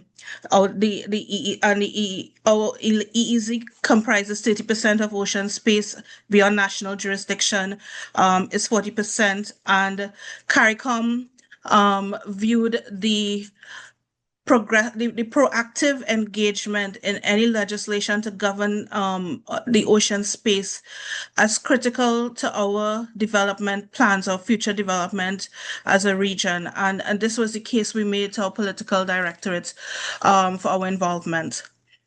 Next slide. So in terms of CARICOM engaging as the CARICOM bloc, for us to do so, there has to be a decision at the regional level by one of the councils of ministers. So in this case, David mentioned about the various ministries that are involved. For us to engage as a CARICOM bloc, the ministries of the foreign ministers were the ones who gave the directive, and we were going to celebrate 10 years, the 10-year anniversary of the decision that pull CARICOM together as a bloc to participate in the development of the treaty. So you would see the decision there, which basically urge member states, all CARICOM member states, all CARICOM member states with treaty making abilities to participate fully in the process. It called on the CARICOM Secretariat to develop what we call an interim advisory group, because we recognize very early that as a young region, we had limited technical capacity in this area, the areas beyond national jurisdiction. So we had to consolidate what skills we had at the regional level. We had our missions in New York who were at the front lines of the negotiations. We had experts from capitals. As I mentioned, some of the legal experts. We also had the scientific experts, Professor Gobin, Professor Barry. We had Professor Robin Mahon, Professor Michelle Scobie. So we had different experts from UWI, and of course we had CRFM, our Caribbean Regional Fisheries Mechanism, which had significant expertise in the fish stocks agreement. And we brought all of that expertise together to create a mechanism that would streamline how CARICOM would approach these negotiations. And the Secretariat's role was to coordinate these efforts and to seek support, whatever sort of technical or legal support the region needed to participate effectively in the negotiations. And the ministers of foreign affairs also kept this under review. So for the entire 10 years that I'm speaking about, we have been reporting faithfully to the ministers of foreign affairs on the progress we have been making on the BBNJ. Next slide. And this was followed up again so that was 2016. We had another major decision in 2018 from the foreign ministers, which then the next stage urged CARICOM to play a strong role in the IGC process, to maintain and build on the cadre of regional experts that we had developed. We did a lot of capacity building with assistance from Pew, the High Seas Alliance, various scientific bodies, international experts, to build on and to supplement our regional expertise. And we also proceeded to have preparatory workshops. So ahead of each major meeting, IGC, we would meet as a region to go through the text and prepare our interventions and what we're going to say. Next slide. So basically, it's just to as we know, very often for developing states, we either negotiate within the umbrella of AOSIS and the G77. In this case, CARICOM had a very coordinated process, but we took our informed regional process into the discussions that were ongoing with AOSIS and G77, and I believe we were positive and constructive voices within those bodies, those negotiating blocs, because of the groundwork that we were able to do in preparation. And as usual, the foreign ministers ask that they be kept involved and kept abreast of the developments. Next slide. So in terms of, I mentioned that resources, both human and technical, were very limited for our region. So the approach we used was the designation of technical leads who would coordinate for the key areas of the treaty that we were negotiating. So you can move on to the next slide. Different countries took responsibility for different areas of the treaty. And that was the approach. So we had coordinators who would then meet with all the experts and develop our positions. Next slide. And we were also, for a small region, able to, I would say, contribute significantly to the overall process, because we did have member states who played leadership roles in the process. And of course, we have Jamaica and Belize there as examples. I think this was in the last session that actually produced the treaty. If we move on to the next slide. So what happened post the completion of the IGC process? So we didn't want to rest on our laurels. We invested a lot of energy and resources as a region to participate fully, and we didn't want it to just be something that sat on a shelf.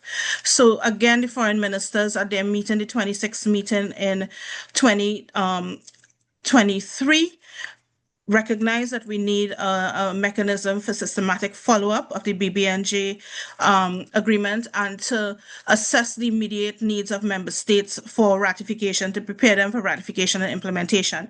So in that regard, it mandated the Secretariat to establish what we call a multi-stakeholder advisory group to follow up with respect to implementing the treaty, and also to expanding the reach, because it had very much been within the realm of foreign affairs with some expertise from different ministries. But we wanted to nationalize and spread the message of the BBNJ and its importance to the region.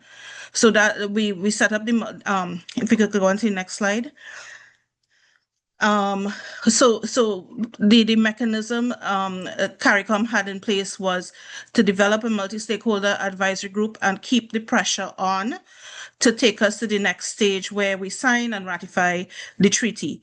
We also, at this time, the COTED, which is the Council of Trade and Economic Development, which is the overarching body, but the COTED environment, where the environment ministers meet, were also briefed on the process, and the environment ministers began to become more involved, but they focus on the areas that they have responsibility for. So you would see in 2023, they endorsed what the foreign minister said, but then they went on to say, okay, well, this is where they have control over the JEF.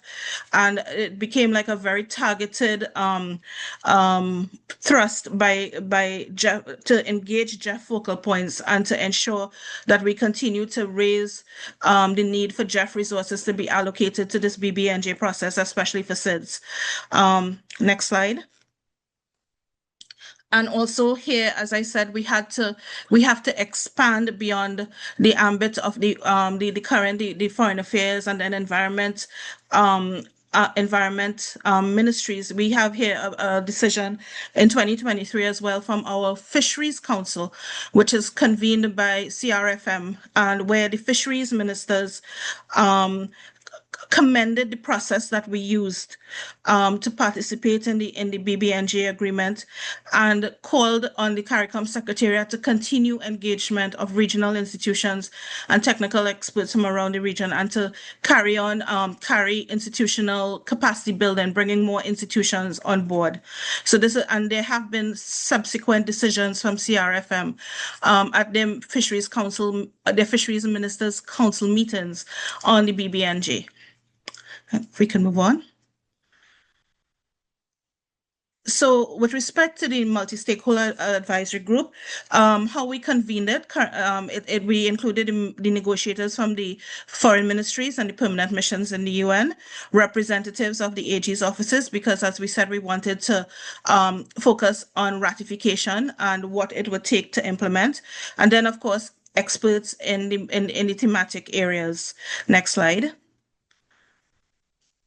And at the first meeting of the MSAG, what they did was they developed a work plan for how we would proceed as a region until the treaty entered into force. So the main areas of our work plan include: 1, broad socialization of the treaty within the region; 2, which is what David alluded to a little while ago, the study of the legal obligations and institutional arrangements for implementation; 3, signing and ratification of the treaty and getting our member states to where they were comfortable to do so; coordinated engagement in the operationalization of the treaty; and of course, tracking other relevant processes. And we have a terms of reference, and our MSAG has been meeting regularly, both in person and virtually. If we can move on. So yeah, that's what we look like. It changes every time we meet, but that's good. If we could move on. So in terms of, we have had several different engagements at the technical level and the political level on the BBNJ since 2023. So as we said, we continue with the continued support of Pew Charitable Trust. We were able to convene meetings, the first in-person meeting of the MSAG, with Pew, the Government of Ireland, UN Foundation, UK. We were able to hold the CARICOM preparatory meeting just before PrepCom.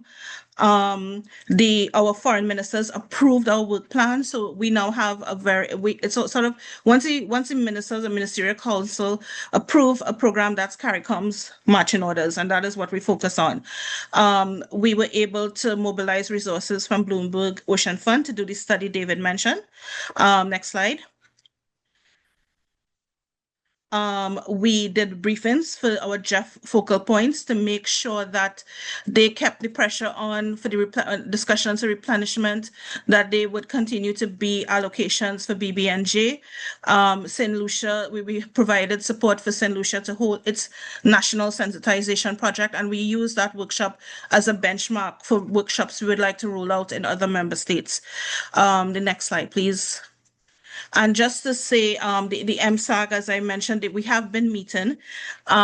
In the lead up to the meeting I mentioned, the second meeting, in-person meeting, we organized ourselves into thematic working groups or technical working groups ahead of the PrepCom, using our same model where we have different leads for different areas, and we focus on the specific parts that were being discussed under the preparatory commission. So we had people leading on rules of procedure, the secretariat, the subsidiary bodies, and our working groups met online on an ongoing basis between February and March, and then we had the in-person meeting in April, and then post-April we felt we had to do a deeper dive on the clearinghouse mechanism, so we were able to have a virtual workshop on the clearinghouse mechanism.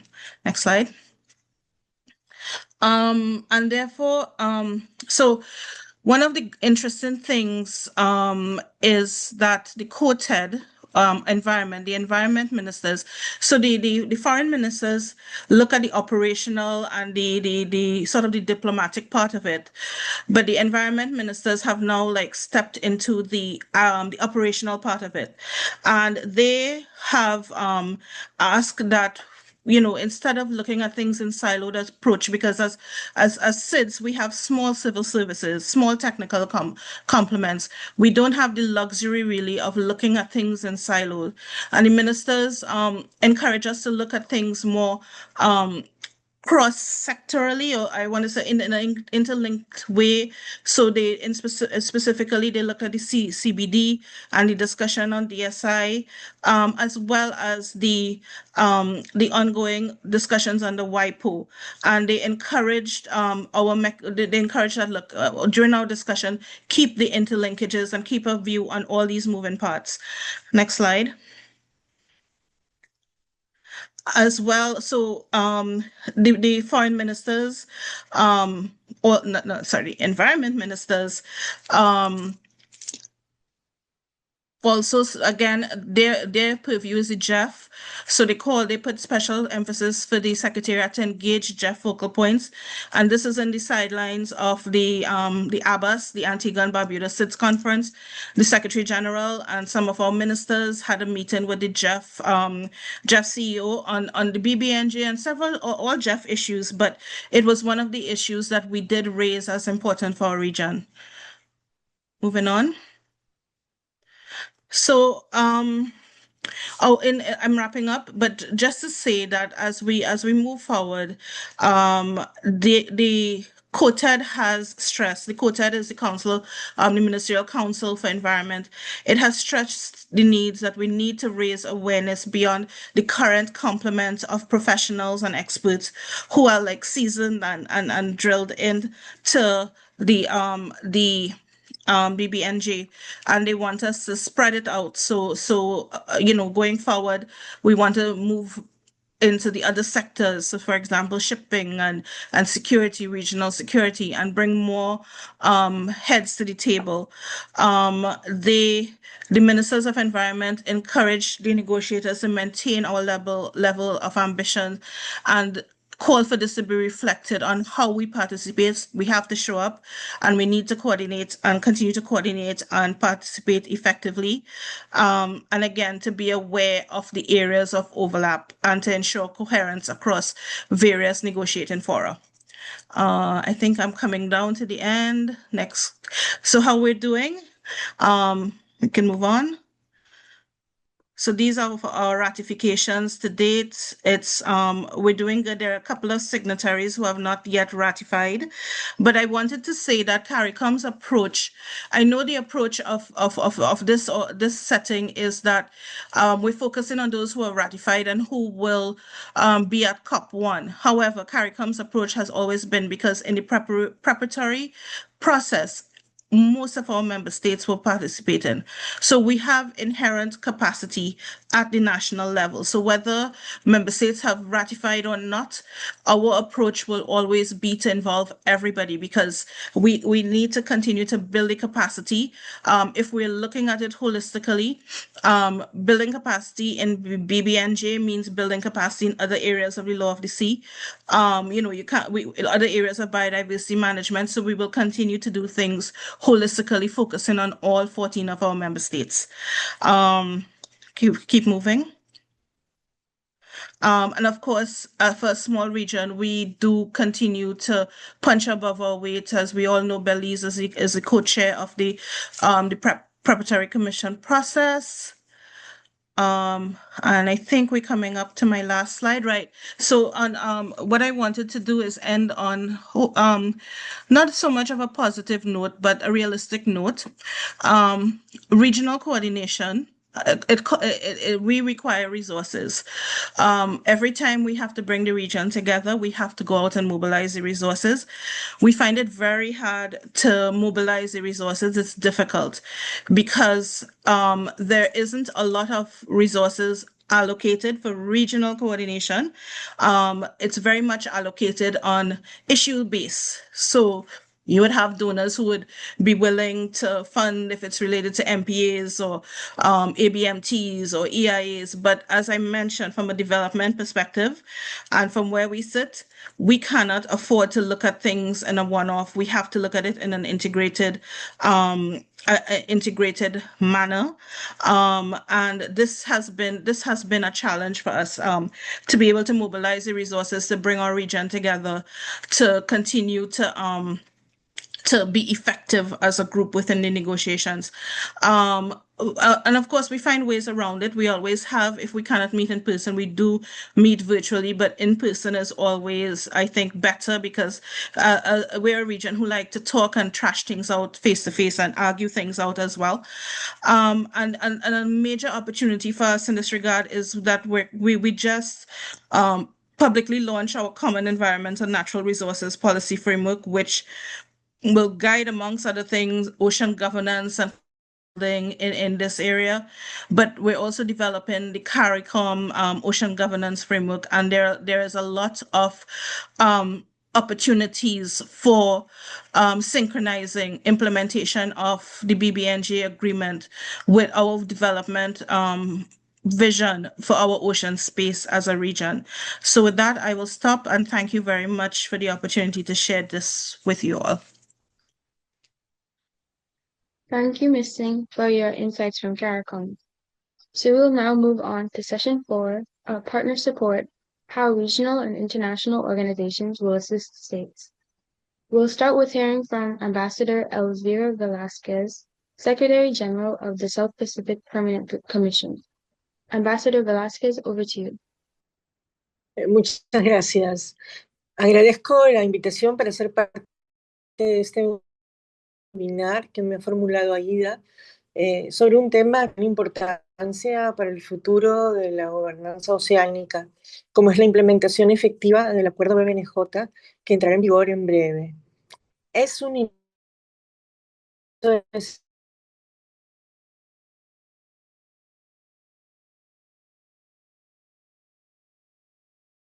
por los vacíos de conocimiento que aún existen sobre el mismo y sobre sus recursos, sobre la consiguiente inversión en ciencia que deberemos hacer para adoptar las mejores decisiones en materia de gestión. Asimismo, es un gran desafío la puesta en acción de los nuevos mecanismos establecidos en el acuerdo, así como su monitoreo y vigilancia en el cumplimiento de sus disposiciones. A ello se agrega también la cooperación que se debe desarrollar con otros instrumentos y marcos jurídicos pertinentes, la adecuación de los marcos nacionales legales a las disposiciones del acuerdo y el impacto que tendrá su implementación con relación a las áreas bajo jurisdicción nacional. Un desafío ineludible, definitivamente, si queremos enfrentar y asegurar nuestro futuro como humanidad, y que, como el propio acuerdo reconoce, va a demandar el fortalecimiento y la intensificación de la cooperación a todos los niveles, dada la naturaleza interconectada de los procesos oceánicos y la transversalidad de sus usos. La cooperación es entonces un imperativo para garantizar una gobernanza oceánica eficaz.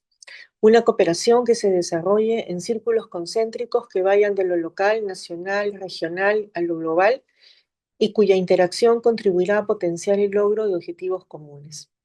En dicha dinámica, el aporte de los organismos regionales de cooperación es muy valiosa e indispensable, dado que en ellos se ha institucionalizado el diálogo político, se han establecido mecanismos y puesto en práctica procesos cooperativos orientados a fortalecer las capacidades, el conocimiento, la gestión y el uso de los espacios marítimos de sus Estados miembros dentro de sus áreas de jurisdicción nacional. Experiencia que contribuye a la implementación de acuerdos globales y que es básica si queremos enfrentar los desafíos del BBNJ.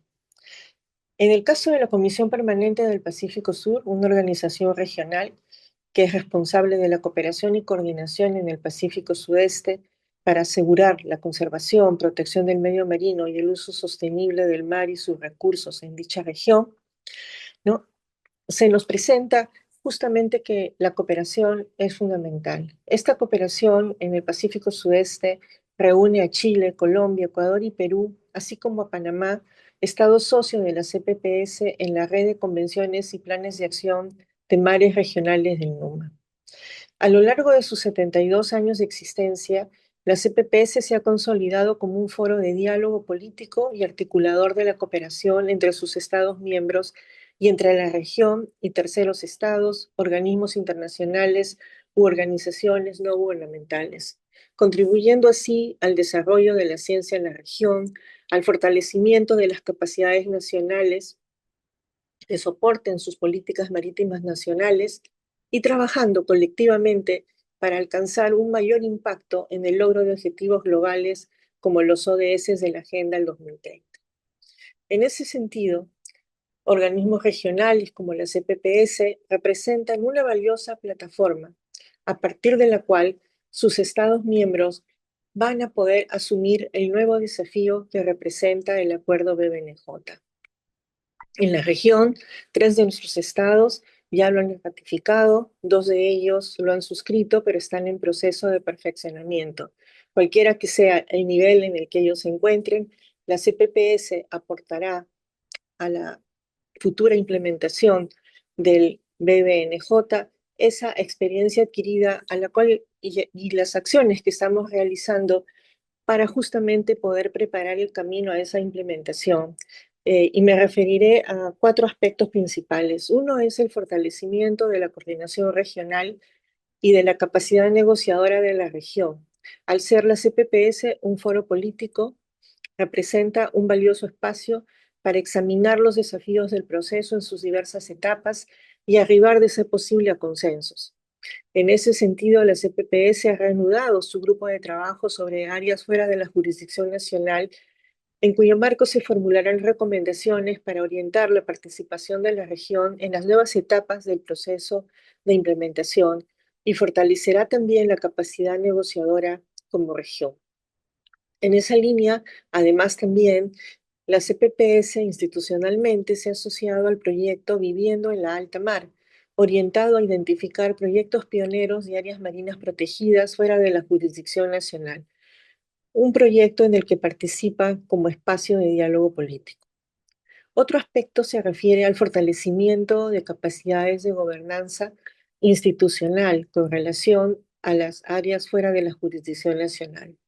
En esta línea, la CPPS ha venido trabajando por varios años, del 2022 al 27, a través del proyecto Strong High Seas, que fue coordinado por el Instituto for Advanced Sustainability Studies y comprendió también a la Secretaría del Programa de Mares Regionales de África Occidental y Central, orientándose a realizar evaluaciones científicas interdisciplinarias y apoyar enfoques integrados e intersectoriales. Actualmente, la CPPS es parte de otro proyecto denominado Proyecto Intersectorial Espacios Comunes, que lo coordina el Global Ocean Forum y que se desarrolla en paralelo en el Pacífico Sur y en las islas del Pacífico. Dicho proyecto responde a la naturaleza transversal de las amenazas que enfrentan las áreas marinas, tanto dentro como fuera de las áreas bajo jurisdicción nacional, y que busca brindar herramientas para asegurar una gestión guiada por un enfoque transversal, integrado y coordinado. En ese sentido, el proyecto busca desarrollar y fortalecer la capacidad de cooperación y de coordinación sectorial e intersectorial mediante un programa de capacitación en ambas regiones, tanto para funcionarios de organismos regionales como nacionales. En breve, en el marco del proyecto, se empezará a trabajar en el marco de políticas que servirá de referente para dicho programa. Otra área está relacionada con el aporte de los trabajos que se hacen en el marco de la CPPS en materia de investigación científica en las áreas bajo jurisdicción nacional. Porque dada la interconectividad del océano, todo aquello que conozcamos dentro de nuestras áreas de jurisdicción nacional contribuye a comprender el conjunto de la realidad del océano, la comprensión de todos los procesos globales.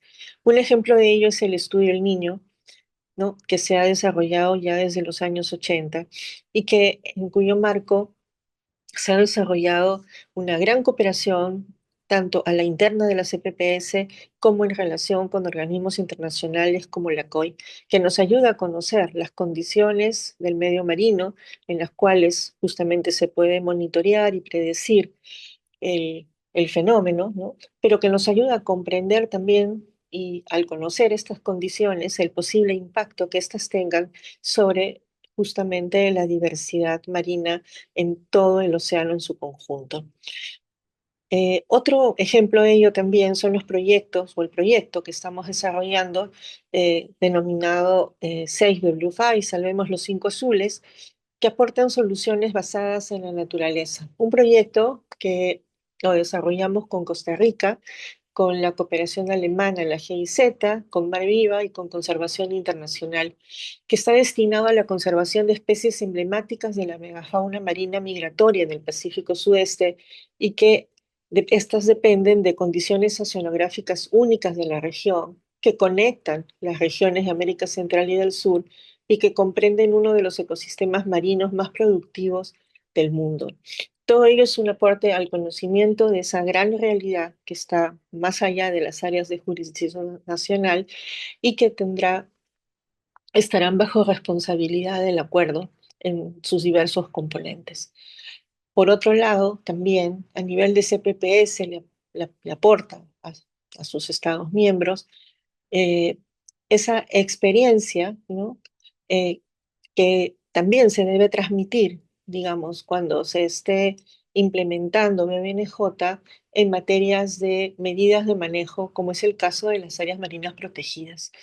El proceso de implementación de estas medidas a nivel regional y la red que las conecta, que en este caso comprende más de 120 áreas, refleja tanto desafíos, ¿no?, que tenemos que enfrentar como buenas prácticas, todo lo cual será muy útil para la adopción de las medidas que implementen los compromisos adquiridos dentro de BBNJ. Con todos estos elementos que he proporcionado, deseo subrayar justamente la importancia de la cooperación regional, de aquello que los gobiernos a lo largo de todos estos años han hecho dentro de sus áreas de jurisdicción nacional y que sirve ahora de plataforma para enfrentar los nuevos desafíos. La cooperación regional no es aquí opcional, la cooperación opcional, la cooperación regional es indispensable para implementar el acuerdo BBNJ. Es esencial para navegar de manera efectiva en este nuevo desafío que tenemos que afrontar juntos como humanidad. Muchas gracias por la oportunidad.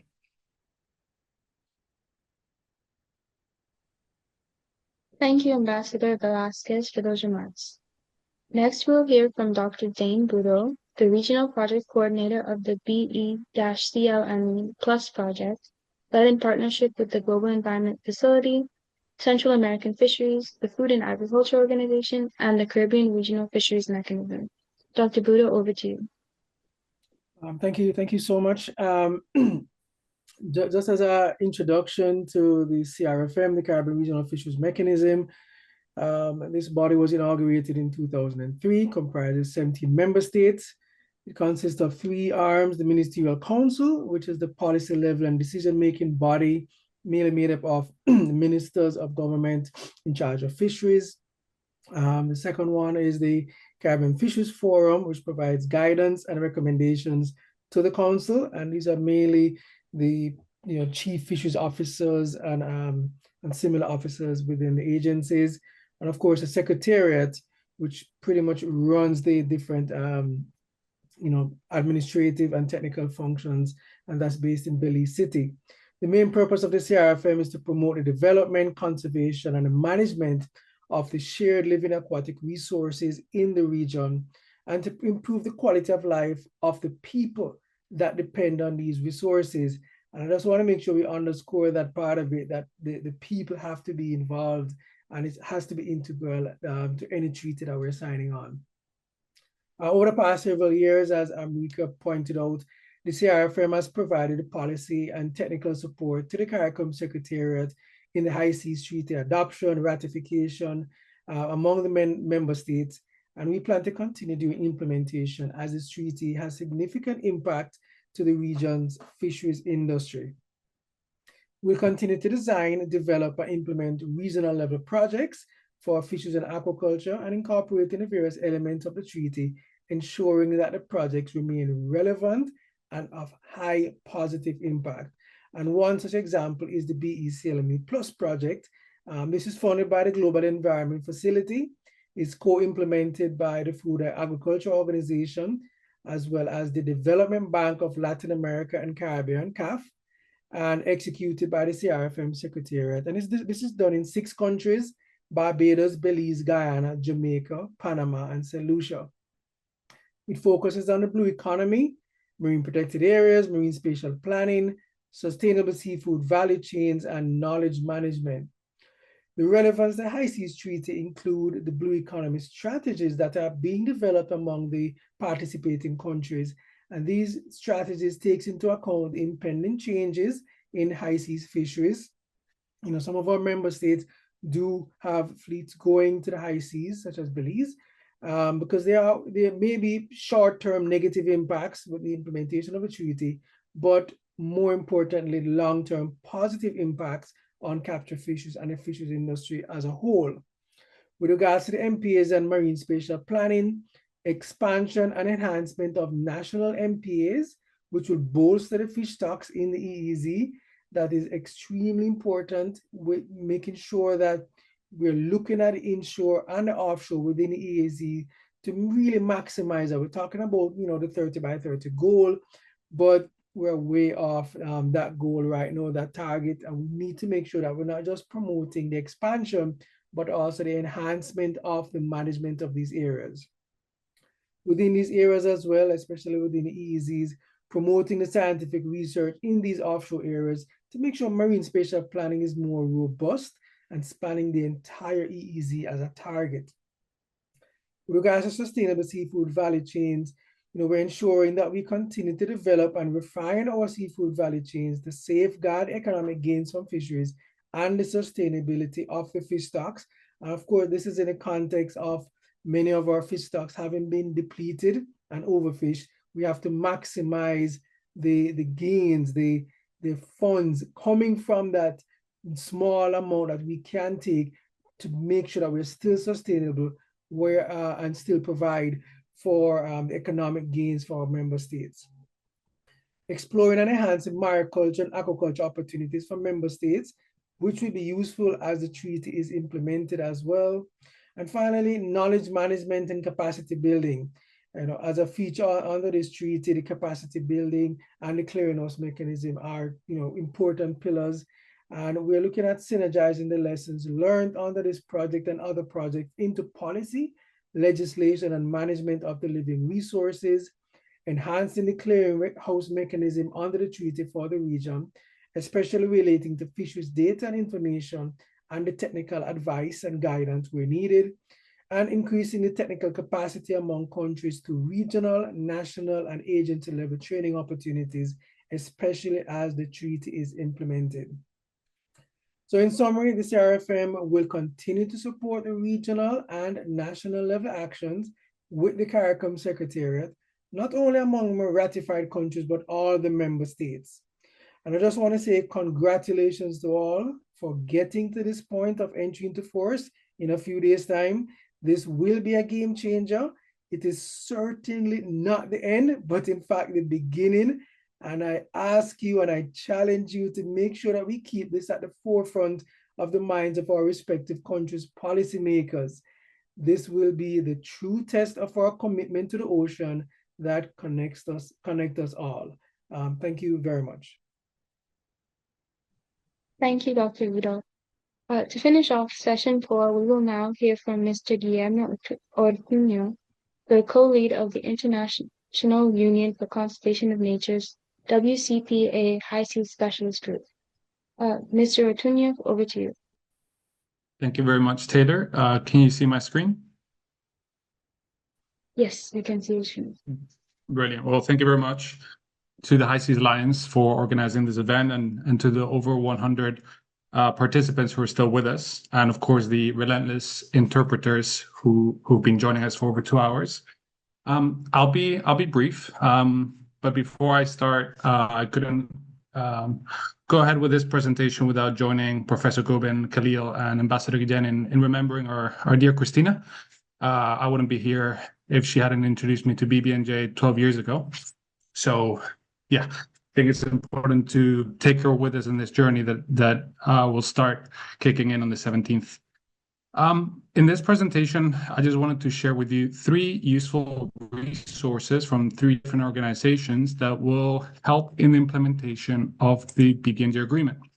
The first one is a series of scientific and technical products that we'll make available through the High Seas Specialist Group. And the latter 2 are services provided by IPOS, the International Platform for Ocean Sustainability, and the IUCN. These services are technical, scientific, and legal in nature and seek to provide assistance to states seeking to implement BBNJ. The High Seas Specialist Group Project Ocean 45 was recently funded and started. It is a coalition of institutions and universities and research networks who've come together to develop different practical guidance and data systems to help go from treaty commitments, BBNJ Agreement commitments, to actionable knowledge sets and databases. The first one pertains to 22 indicative criteria that have been referred to in this webinar. As you know, we have Annex 1 of the agreement and 22 factors that will contribute to the identification of area-based management tools under Part 3 of the agreement. As you may recall, this Annex 1 of the agreement does not provide definitions, nor does it provide indicators for these indicative criteria. So what we hope to do is to put out a knowledge base to help practitioners interpret these 22 indicative criteria, access the best available information for each one of them, as well as have access to suggested analyses. And as such, we hope to help states implement Article 19.4a, which does require the identification of different criteria to describe area-based management tools. So this will be a practical interpretation guide. The other work packages that have been funded by the Bloomberg Ocean Fund pertain the objectives of Part 3 of their agreement, which, as you may recall, does not call for just for the creation of high seas MPAs, but rather for the design of ecologically representative and well-connected networks of MPAs. And as such, we believe that we have to move beyond a tactical approach for identifying individual sites to a more strategic approach that encourages the creation of MPA networks that are both connected and ecologically representative. As such, the other projects that have been funded include a depth explicit bioregionalization analysis across all the high seas for benthic, mesopelagic, and the pelagic realms. This will be led by Newcastle University, as well as the development of the High Seas Connect tool, a decision support tool on megafauna connectivity aimed at helping those proponents of ABMTs who want to see how their particular site is connected to other sites. The other initiative I wanted to talk about is led by the International Platform for Ocean Sustainability, or IPOS. This is a global science to policy interface that was launched at the 3rd UN Ocean Conference last year in the city of Nice, and has the mission to bridge science, policy, and society to accelerate ocean sustainability. Among its objectives, IPOS aims to support states in implementing their commitments under the BBNJ Agreement, as well as SDG 14 and the Global Biodiversity Framework, by providing demand-driven and actionable knowledge tailored to policy needs. So essentially, UN member states can reach out to IPOS to request support for the implementation of the BBNJ Agreement, the SDG Agenda, or the Global Biodiversity Framework. And it seeks to do this through the implementation of 2 services. The first one is called an action request. It allows states and stakeholders to submit specific science to policy questions on ocean sustainability. It takes place over a year. It's a 12-month process within which IPOS would build a transdisciplinary team of experts and knowledge holders from the country and the broader region to provide actionable guidance to that particular state on the questions they posed. And the first action request that we'll be working on in this initial 2-year test phase will be alongside our South African colleagues, and it's related to marine spatial planning within their national jurisdiction. The other service that IPOS provides is called a rapid response. It's much more agile, and it's intended to provide policy-relevant guidance by leveraging an AI tool we generated, the IPOS GPT tool, that is built on nearly 1 million documents. And the outputs of this tool will be complemented and reviewed by independent experts. And I'm very pleased that our first rapid response will be catered to the needs of Costa Rica in the context of the implementation of the BBNJ Agreement. So we see how IPOS is already being put to use for BBNJ. The third tool that is also available to states is spearheaded by the IUCN Secretariat.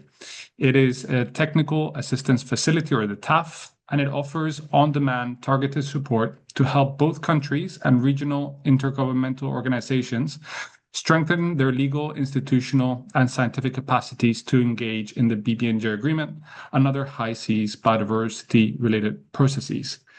133 UN member states are eligible to receive technical assistance, and you can scan the QR code in the bottom of the screen to see if your country is eligible. But this is also, like I mentioned, available for regional intergovernmental organizations. So that relevant IFB must include at least a member that is among those 133. I'm not going to go into the 6 different categories of questions that can be asked. You'll have the recorded presentation and the PDF available to you after the webinar. But just to give you a sense, these requests can span anything from legal, policy, or scientific gap assessments to support in ratifying and early implementation of the BBNJ Agreement. My last slide. So the applicants for the IUCN Technical Advisory Facility are encouraged to review the following resources before submitting. Here's another QR code where you can access them. And then the IUCN would engage in a matchmaking process between the expert pool they've assembled to the specific request and its needs. The request needs to be approved by a committee and be submitted at least 6 weeks ahead of the proposed technical assistance delivery start date. So you need to give them at least a month and a half before you need the products. So that was a lot of information, pretty fast. If you have any questions, anything that wasn't clear, please shoot me an email or reach out to the IPOS or IUCN teams on the links and QR codes I provided. Thank you very much. Thank you, Mr. Tunio, for the information you shared and for wrapping session 4 up for us. So we will now move on to session 5, Understanding PrepCom 3, Why Participation Matters. For this final session, we will hear from Ms. Lenika Scott, the Caribbean Regional Coordinator of the High Seas Alliance. Lenika, over to you.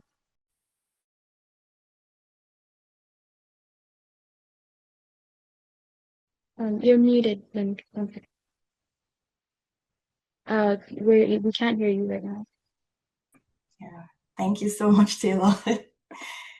So today I want us to think about PrepCom 3, not just as another UN meeting, but as a once-in-a-generation moment. This is where we get to pre-decide how the High Seas Treaty will actually work in real life, in practice. The rules we design now will shape who gets access to resources, who gets support, who gets heard, and ultimately, who benefits from 2/3 of the ocean. So when we talk about participation, we're really talking about power, equity, and the future of ocean governance. So what do we mean by the Preparatory Commission, or PrepCom? So this is basically the engine room of the BBNJ Treaty. The treaty is agreed, but it can't function until we build the machinery that runs it. PrepCom is where states design that machinery, the rules, the institutions, the funding systems, the science bodies. Think of it like constructing the foundation of a house.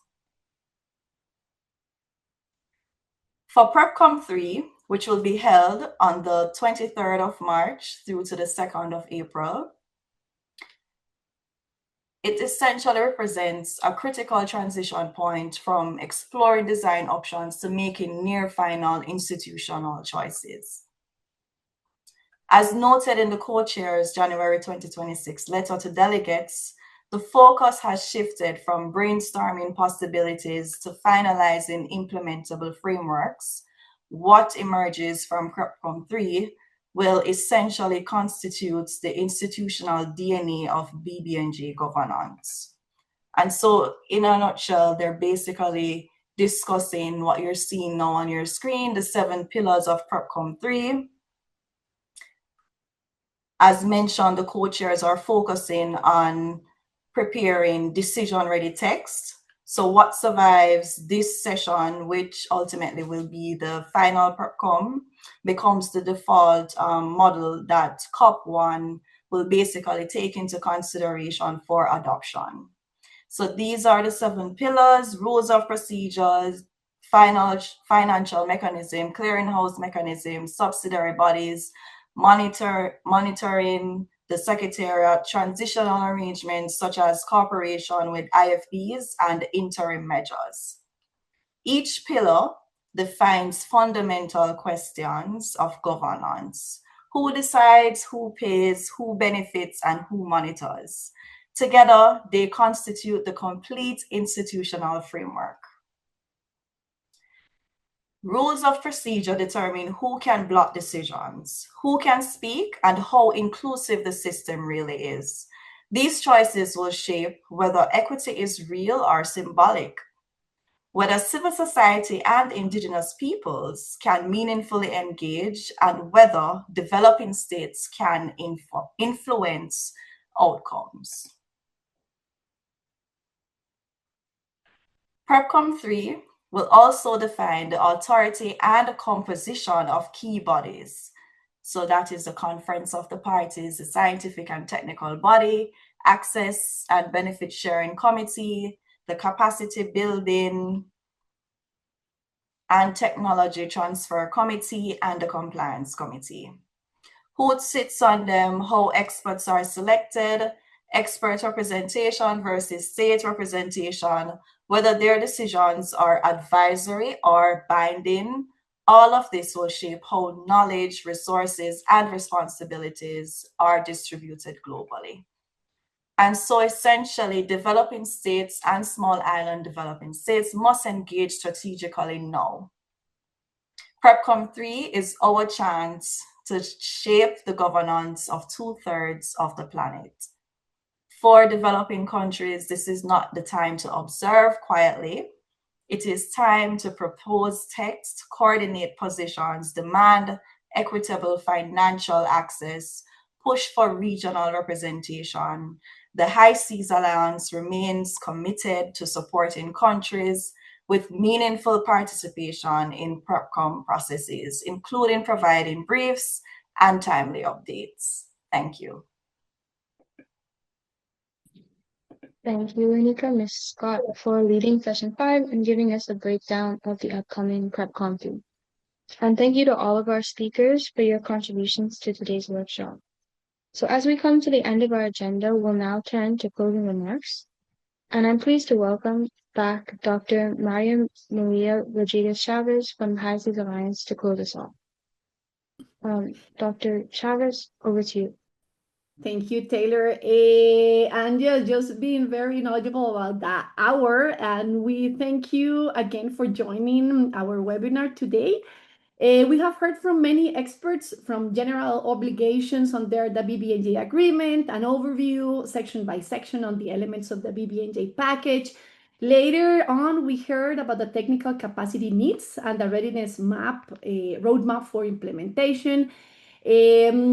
Afterwards, we dive into advancing regional coherence and how regional and international organizations are or will be assisting states in our regions within the implementation of the BBNJ agreement. Finally, we were reminded about the key importance of our countries to actively participate in PrepCom 3. As shared at the beginning of this webinar, the time has come to move from commitment to effective actions and implementation. I also want to recall that our regions have been outstanding leaders within the BBNJ discussions. So let's keep that ambition high now that our beloved BBNJ treaty will enter into force next Saturday and become international law. So we thank you again, and we wish you a happy rest of the day. Thanks, everyone.